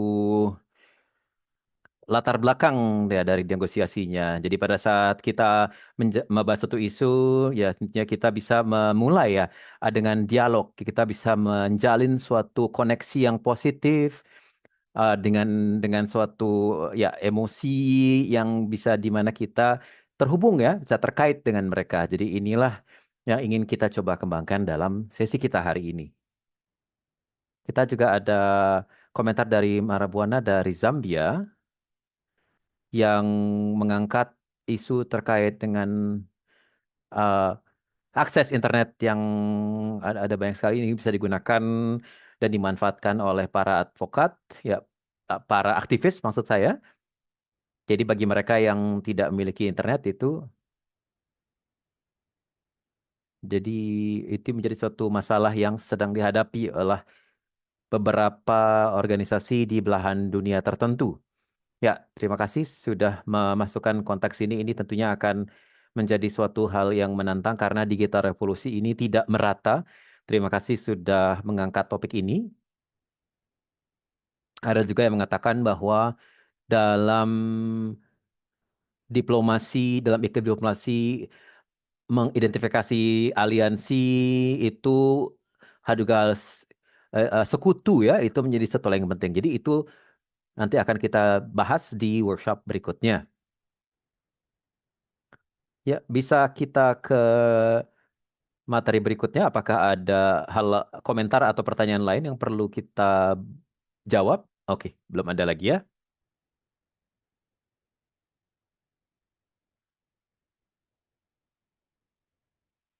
Sekarang kita mulai atau kita masuk ke bagian terakhir dari workshop ini, yaitu terkait dengan panduan yang praktis. Di sini kami akan menyampaikan alat-alat atau taktik untuk menyusun dan membentuk langkah pertama dari aksi dan proyek advokasi kita. Jadi ini adalah sesi teorinya istilahnya. Jadi dalam menyusun perencanaan dan membentuk strategi ya. Jadi penting untuk kita ingat bahwa untuk mempengaruhi kebijakan publik dalam suatu organisasi, tentunya kita harus memiliki strategi yang disusun dengan seksama. Jadi akan sangat sulit untuk memengaruhi suatu kebijakan publik. Jadi tentunya karena itu kita harus memiliki strategi yang terencana dan solid ya. Jadi hal ini tentunya harus kita rencanakan sejak awal, sejak dini. Jadi ini adalah suatu faktor kunci. Dan juga saya ingin membuka ini dengan pertanyaan, mengapa kita mengapa perencanaan itu sangat penting untuk menjamin dan memastikan aksi advokasi yang efektif. Nah, di sini saya ingin menekankan bahwa perencanaan sejak dini dapat membantu organisasi kita untuk menyelaraskan target jangka pendek, menengah, dan panjang. Nah, bagi teman-teman yang sudah bergabung dalam Strategic Planning workshop perencanaan strategis, dan teman-teman bisa memahami ya betapa sulitnya untuk menyusun perencanaan ya dengan adanya target organisasi, dengan sumber daya yang terbatas dan jangka waktunya juga ya. Jadi untuk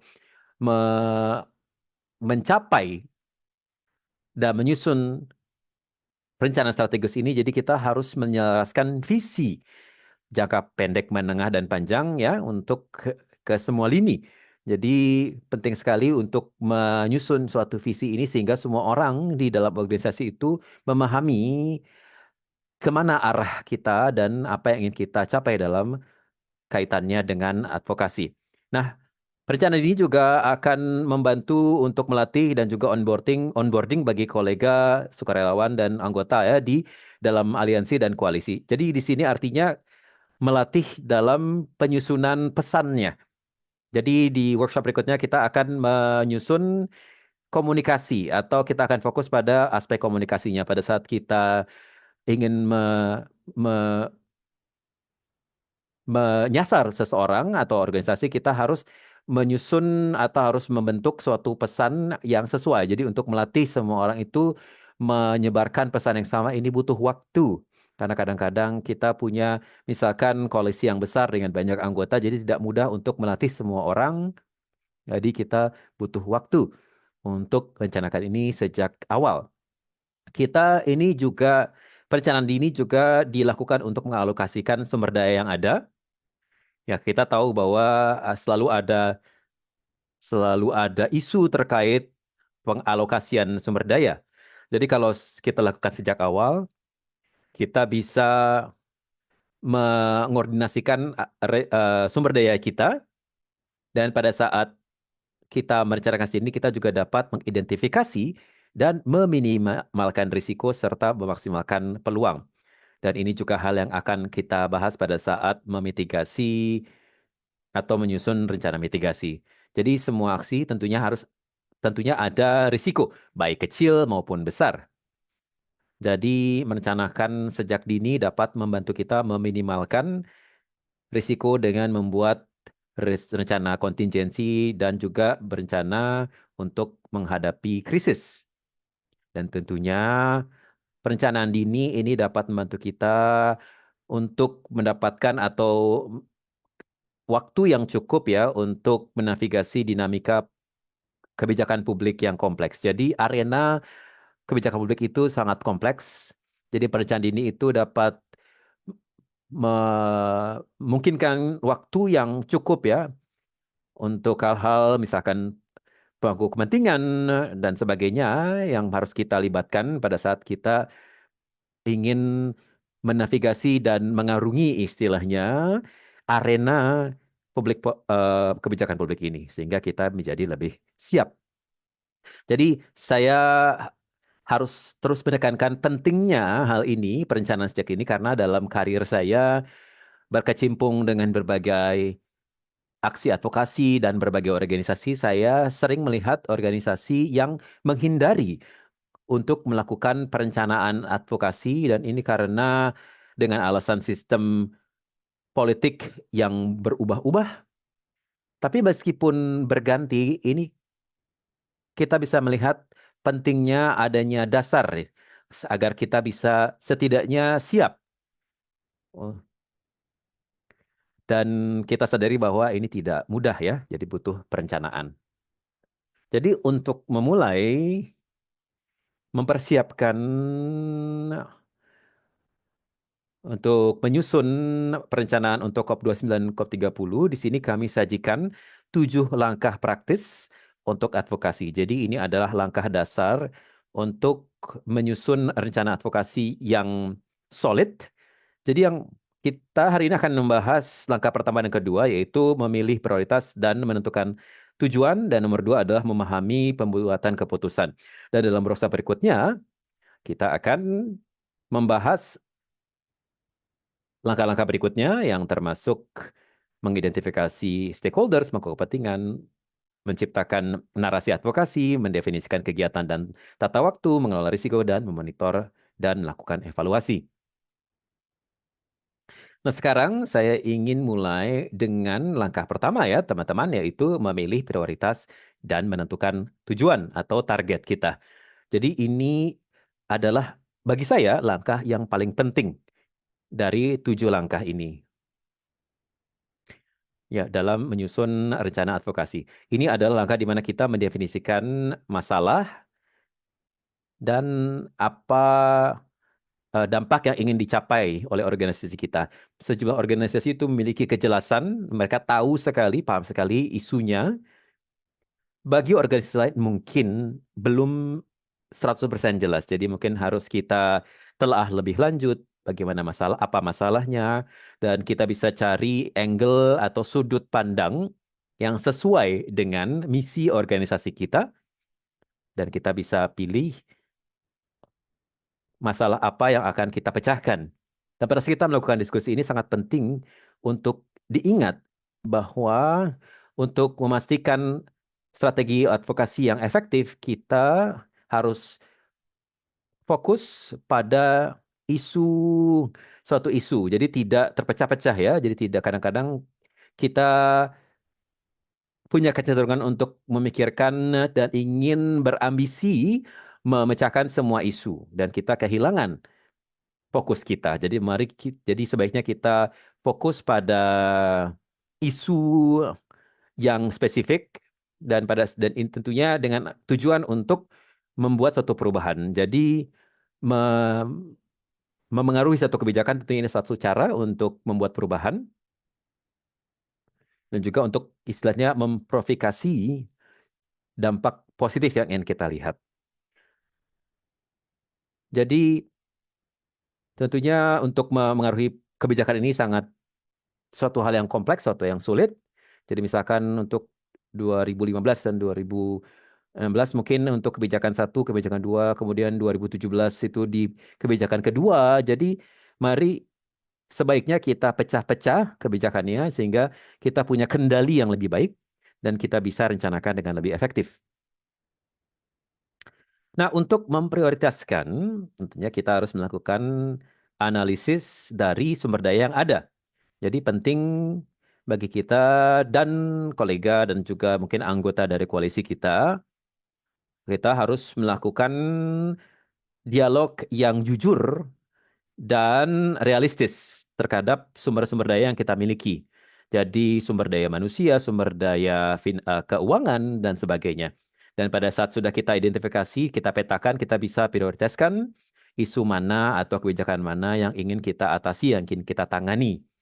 Satu hal yang ingin saya tekankan di sini, dan ingin saya sampaikan sebagai suatu hal yang penting adalah langkah eliminasi.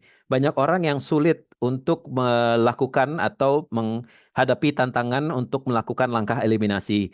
Kadang-kadang orang itu merasa nggak enak ya kalau misalkan ada orang atau kemitraan ini yang akan berdampak ya pada faktor. Jadi eliminasi ini adalah ternyata faktor yang penting ya, bagian yang signifikan dari langkah dasar ini karena kalau kita tidak bisa mengeliminasi, kalau kita tidak bisa mengurangi, maka kita akan memaksimalkan atau membebankan sumber daya di organisasi kita ya. Jadi jangan takut untuk mengeliminasi proyek atau inisiatif tertentu sehingga kita bisa lebih efektif dari isu atau target yang kita sudah identifikasi dan kita akan pilih untuk kita sasar ya. Nah, setelah kita sudah memilih isunya yang akan kita berikan atau kita ingin targetkan dan kita menganalisis kebijakan dan juga sumber daya yang ada, maka setelah itu baru kita siap untuk mengidentifikasi target advokasi kita. Dan target yang efektif tentunya harus selalu bisa diukur. Target advokasi dalam hal ini juga harus bisa diukur ya teman-teman. Jadi pada saat kita menulis target advokasi ini harus terukur. Dan kalau kita ingin membangun target yang lebih efektif, kita bisa menggunakan tool ini ya, menggunakan alat ini. Mungkin teman-teman sudah tahu metode SMART ini. Jadi kita harus memastikan bahwa tujuan kita itu spesifik, bisa terukur, bisa dicapai, realistis, dan sesuai dengan tata waktu. Jadi pada saat kita menulis dan kita melakukan dialog ya dengan kolega dan anggota koalisi lainnya, kita harus pastikan bahwa tujuan kita itu spesifik, apa yang ingin kita capai. Jadi apa khususnya? Ya. Jadi kemudian terukur, kemudian apakah bisa dicapai, apakah bisa disasar istilahnya ya. Kemudian yang keempat adalah realistik. Apakah ini memang realistis dan time bound ya? Apakah bisa dicapai dalam tata waktu yang kita tentukan ya? Karena dengan adanya target yang efektif ini adalah suatu cara yang baik untuk memulai dan menyusun rencana advokasi kita. Langkah kedua, teman-teman, dari arahan ini adalah memahami arena pembuatan keputusannya atau lingkungan kebijakan di mana yang akan kita sasar. Jadi ini yang kita lakukan pada dua workshop sebelumnya, ya yang membahas UNFCCC, UNFCCC, ya bagaimana cara kerja COP, bagaimana kita menavigasi arena COP. Jadi ini yang sudah kita bahas di workshop sebelumnya. Jadi kalau memang tidak hadir, silakan ditonton rekamannya. Jadi ini memang ini terkait dalam memahami pembuatan keputusan dan juga bagaimana cara kerja arena COP. Ya, sepertinya terputus kembali. Mohon maaf, teman-teman. Kita tunggu saja sebentar.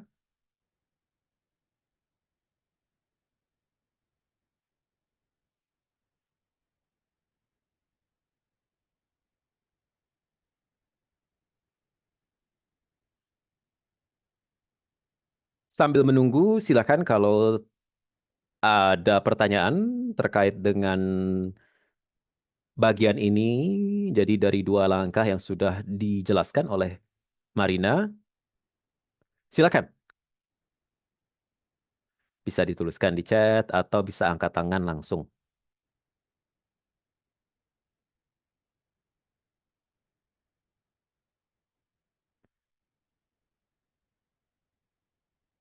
Boleh saya bertanya? Silakan, James. Terima kasih, Gustavo.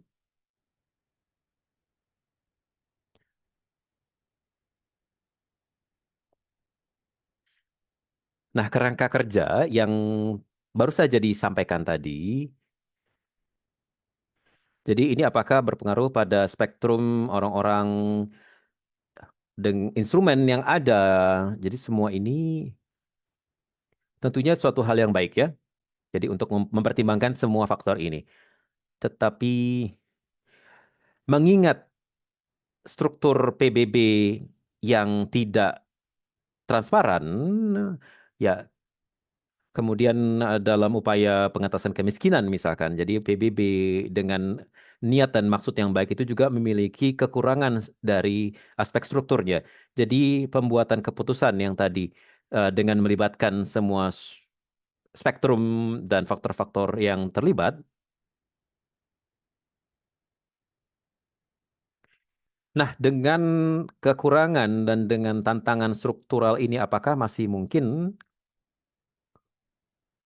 ya kita selalu berkata pada diri kita sendiri ya, jangan berpikiran negatif, kita harus selalu jangan apatis, selalu berpikiran positif. Tetapi kalau ada hambatan struktural, eh, langkah yang bisa kita ambil itu sangat terbatas, bukan? Jadi terutama pada arena bagi orang-orang yang akan membuat keputusan dibandingkan dengan langkah yang akan kita ambil ya. Jadi bagaimana cara kita mengatasi ini? Ya, pertanyaan yang baik sekali, James. Terima kasih, Marina. James tadi membahas atau menanyakan terkait dengan ketidaksetaraan struktur di badan UNFCCC. Tadi dia menyebutkan slide sebelumnya, yaitu terkait dengan proses pembuatan keputusan dan juga faktor-faktor yang terlibat di dalamnya. Ya, meskipun kita tahu bahwa skenario dan ya kita harus selalu positif ya dalam pembuatan keputusan dalam sistem PBB. Jadi ya mungkin ini suatu tantangan yang sulit. Jadi bagaimana apa yang bisa kita lakukan untuk mengatasi isu ini? Baik, terima kasih untuk pertanyaannya. Ya, baik kita mengadvokasi di tingkat nasional dan internasional, kita selalu menghadapi kesenjangan, terutama dalam akses ke pembuatan keputusan dan juga pada kekuasaan ini ya. Jadi ini berbeda-beda dari untuk setiap kawasan. Salah satu caranya tentunya kita harus membuat perencanaan yang dini. Ya bukan berarti ini suatu solusi yang 100% bisa berhasil. Tapi di sini kami ingin memberikan perangkat dan alat ya supaya bisa dapat mengatasi isu ini sebaik mungkin. Jadi di workshop berikutnya pada saat kita menyampaikan template ini adalah cara untuk meminimalkan dampak dari ketidaksetaraan ini. Tetapi bukan berarti ya sayangnya ini akan hilang. Itu akan selalu ada tantangan, hambatannya. Jadi kita mencoba untuk memberikan tool terbaik bagi Anda untuk berada di lapangan untuk belajar dari berbagai praktik baik. Jadi ini adalah sumber daya yang kita miliki untuk dapat mengatasi kesenjangan ini. Karena sayangnya kesenjangan ini besar ya. Dan ini berdampak setiap saat bagi kita dan dengan skala yang besar. Dan ini dampaknya juga berbeda-beda ya di negara yang berbeda, di mana mereka memiliki isu yang berbeda-beda. Jadi kalau pada saat kita bahas ini di workshop berikutnya, kita akan bicarakan rencana mitigasi, misalkan tool atau alat untuk mengidentifikasi tantangan ini, bagaimana kita dapat menyusun rencana untuk mengatasi krisis ya dan hambatan ini karena emang selalu terjadi. Ini sesuatu yang akan kita hadapi terus-menerus dan ini kita akan membahas bagaimana memitigasi krisis dan mengatasi mohon maaf memitigasi risiko dan mengatasi krisisnya. Tapi saya setuju memang ini sangat membuat frustasi karena banyaknya hambatan. Jadi yang kita coba itu dengan mengadvokasi dan kita hadir dalam perdebatan itu sehingga kita bisa menetralisasi hambatan ini dan berharap bahwa dampaknya bisa berkurang.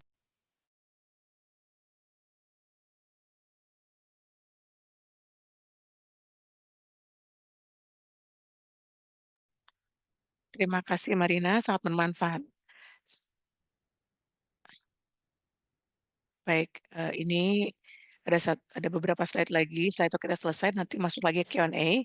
Jadi saat kita membahas mengenai memahami pengambilan keputusan. Waktu saya mempresentasikan hal ini, mungkin bisa diulang lagi menunjukkan slide-nya. Oke, slide berikutnya adalah mengenai 7 langkah mengenai advokasi adalah yang kedua ini memahami pengambilan keputusan. Arena kebijakan publik itu seringkali memiliki banyak kesulitan, tantangan, karena itu kita harus habiskan waktu untuk merencanakan strategi untuk memahami gambaran besar. Kita sudah punya 2 workshop sebelumnya, di mana waktu itu membahas mengenai lingkungan UNFCCC, COP, Perjanjian Paris. Bagaimana sih kita bisa bernavigasi di dalam event COP tersebut? Itu Anda bisa ketahui saat Anda ikut sesi atau kalau belum ikut workshop sebelumnya, silahkan tonton rekamannya. Di situ kita membahas mengenai bagaimana kita melakukan advokasi selama dengan efektif selama COP 2930. Tapi sekedar contoh mengenai apa yang kita ingin ketahui untuk memahami proses pengambilan keputusan, tentu kita ingin melakukan investigasi atau kita menganalisis dulu arenanya, kita identifikasi pengambil keputusannya siapa, kita memahami influencer-nya siapa, pengambil keputusannya siapa. Dan seperti yang disampaikan oleh James, ini bukan hal yang sesederhana itu. Kita harus membaca profil sosmed orang tersebut, mencari tahu, kita cari tahu juga, ini orang mengikuti siapa sih, mereka ketemu dengan siapa saat wawancara. Tapi sekali lagi, ini memang tidak mudah, tidak selalu transparan, tidak jelas, dan kemudian, decision making itu, para para pengambil keputusan itu biasanya di sesi pleno, kita lihat nih mereka tipenya formal, informal, atau bagaimana. Dan kemudian kita juga mencari tahu bagaimana sih cara kerja mereka begitu. Memahami proses, kemudian juga kita punya konsultasi publik kalau misalnya ada deadline, langkah-langkahnya apa saja sih? Kalau misalnya ada debat terbuka dan di situ apakah masyarakat sipil bisa berpartisipasi atau hanya hadir sebagai pengamat. Ini adalah hal yang bisa Anda petakan untuk mengidentifikasi peluang potensi untuk pelibatan dan pengaruh. Ini hal yang kita diskusikan secara mendalam di workshop sebelumnya. Jadi saya tidak akan bahas secara lebih lagi ya, tapi ini adalah langkah-langkah awal mengenai panduan praktis atau advokasi atau merencanakan, kegiatan advokasi Anda. Sebelum saya berikan kesempatan untuk beberapa pertanyaan lagi, saya ingin sampaikan yaitu akan ada PR bagi Anda. Ini Anda akan harus bawa ya nanti di workshop berikutnya, yaitu prioritaskan dan pilih 1 atau 2 tujuan dari partisipasi Anda di COP 2930. Sekali lagi, tujuan harus bisa diukur. Saya akan berikan contoh nih, measurable goal seperti apa. Misalnya mempresentasikan paper atau makalah posisi organisasi saya mengenai topik X, Y, Z kepada setidaknya 5 stakeholder di akhir COP 29 atau mengidentifikasi 3 mitra untuk bisa mendanai 75% dari biaya proyek organisasi saya mengenai topik X, Y, Z di akhir COP 30. Mengapa sih saya meminta Anda untuk memilih 1 atau 2 goal saja, karena penting untuk memprioritaskan ya, dan sekali lagi nanti, di workshop berikutnya Anda akan disediakan template untuk merencanakan advokasi. Makanya kalau goalnya tidak terlalu banyak, itu Anda bisa akan tuangkan dalam template, nanti dari situ Anda bisa isi dan mulai bisa merencanakan agenda advokasi Anda. Dan sekali lagi karena memilih prioritas itu penting, meletakkan prioritas penting, karena tidak mungkin kita nanti akan membahas begitu banyak kebijakan sementara resources kita terbatas. Ini akan menjadi PR Anda sampai workshop berikutnya. Sekali lagi pilih atau prioritaskan 1 sampai 2 goal dari kepesertaan Anda di COP29 atau 30 dan sekali lagi goal-goal tersebut harus dapat terukur. Baik, kami sudah mencakup seluruh muatan dari sesi ini dan sekarang saya ingin memberikan ruang bagi Anda untuk bertanya, menyampaikan tanggapan. Di sini Hansen sudah angkat tangan ya? Iya, terima kasih banyak. Terima kasih Marina sudah berbagi. Apakah suara saya terdengar? Baik, saya percaya kita semua di sini menganggap sesi ini sangat insightful dan buat saya sendiri sangat insightful dan bermanfaat. Melanjutkan pertanyaan James, tadi saya ingin tanggapi bahwa jawabannya cukup jelas ya, membagikan best practice dan kemudian resources yang terbaik. Dari awal juga tadi menyampaikan mengenai pada saat disebutkan mengenai ketersinggungan dari advokasi dengan, seni dan juga sains dan juga sisi-sisi praktisnya. Tapi pertanyaan saya yaitu Marina, mengenai keefektifan dari strategi advokasi. Bagaimana sih Marina menetapkan konteks atau prioritas kunci dari pandangan stakeholders? Contohnya nih,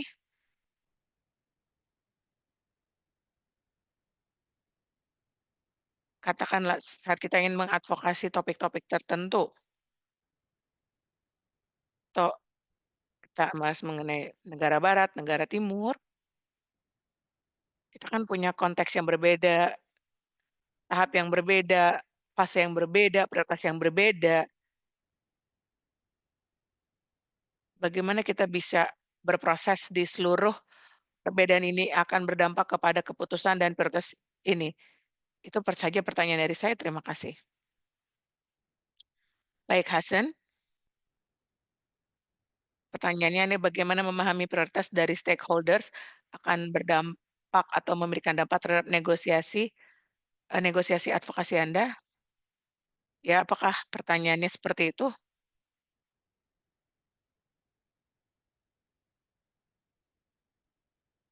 Tapi mengenai konteks fase tahap yang berbeda, mengingat ada latar belakang yang berbeda dan lain-lain, apakah ini akan berdampak terhadap upaya advokasi kita? Saya ingin dengar perspektif Marina mengenai hal ini.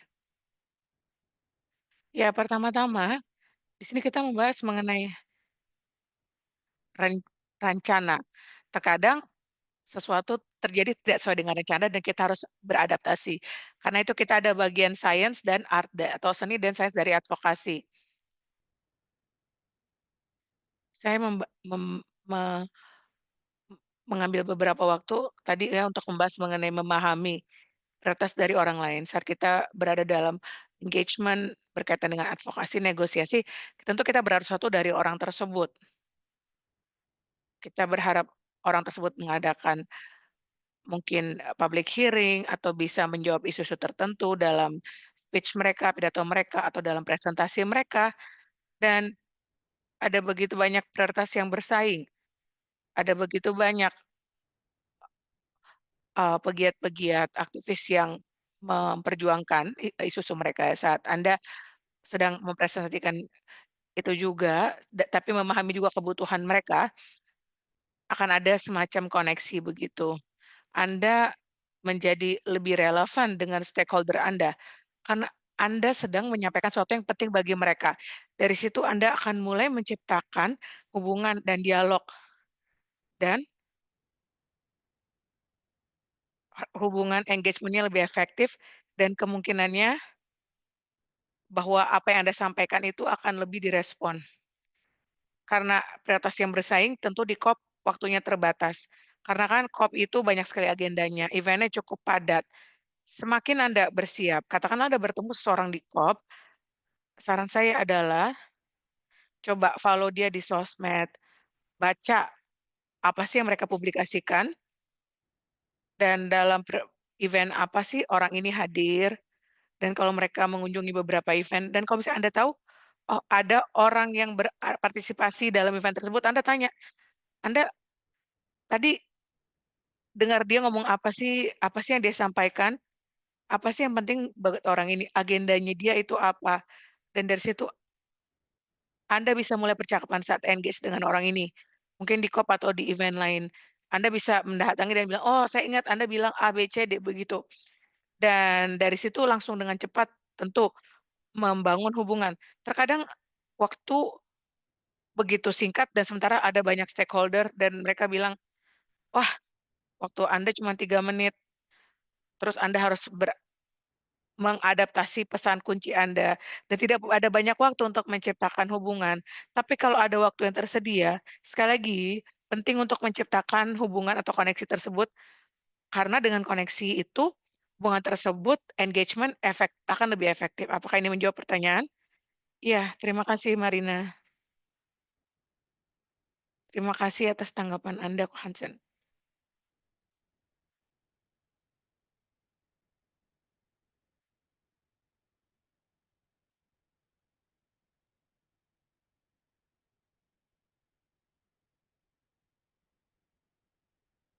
Oh, oh, ini ada yang sudah langsung berpikir ini bagaimana nih memprioritaskan tujuannya.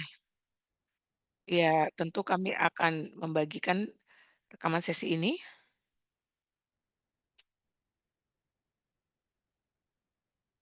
Sepertinya itu saja, tidak ada pertanyaan lain nampaknya.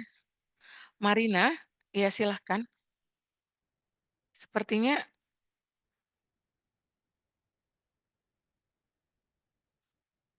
meskipun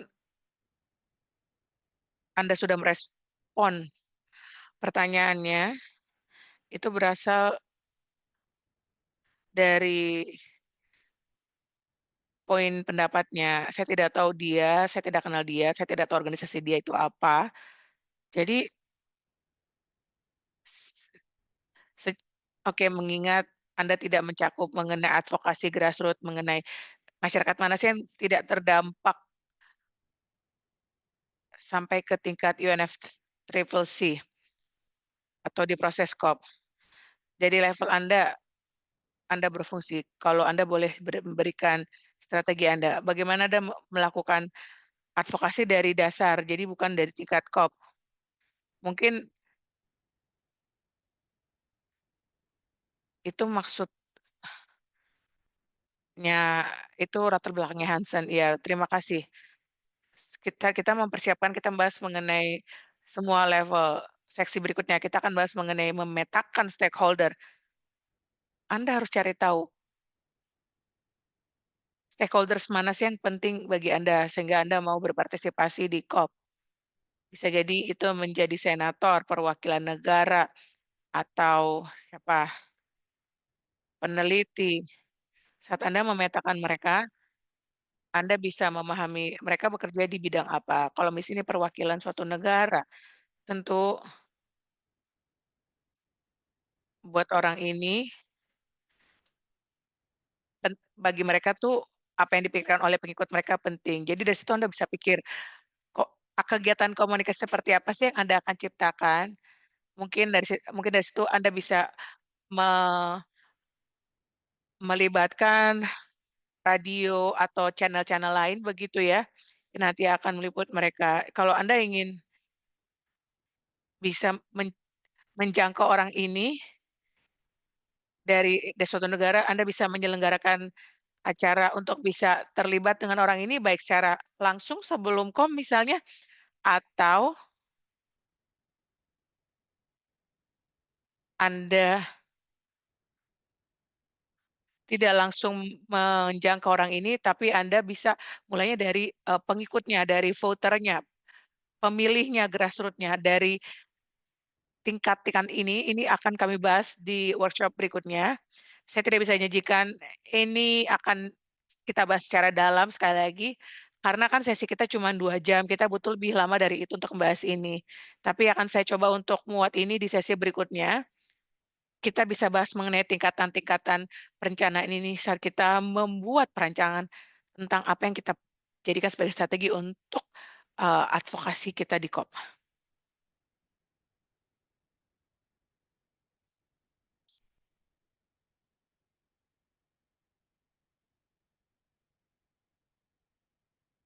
Sepertinya tidak ada pertanyaan lain. Baik semuanya, terima kasih. Saya akan kembalikan kepada Charlotte Pas untuk mengakhiri sesi ini. Terima kasih semuanya telah berpartisipasi dan selamat malam. Marina, terima kasih. Kami di sini ingin mengucapkan terima kasih kepada Marina atas presensinya yang detail, sangat praktis. Terima kasih juga telah memberikan mengenai apa yang menjadi transisi persiapan kita minggu depan yang akan diadakan di waktu yang sama, jam yang sama. Nanti Anda akan mendapatkan email yang berisi rekaman dan juga mengenai sesi kita. Sekali lagi pikirkan apa yang menjadi goal Anda untuk COP29 nanti. Sebagai PR Anda dikerjakan yang menjadi sesi yang menarik. Juga terima kasih kepada seluruh interpreter dan juga kepada tim pendukung dan kepada Marina dan Gustavo. Terima kasih semuanya. Sampai ketemu minggu depan. Sampai jumpa. Terima kasih, ini sangat bermanfaat sekali.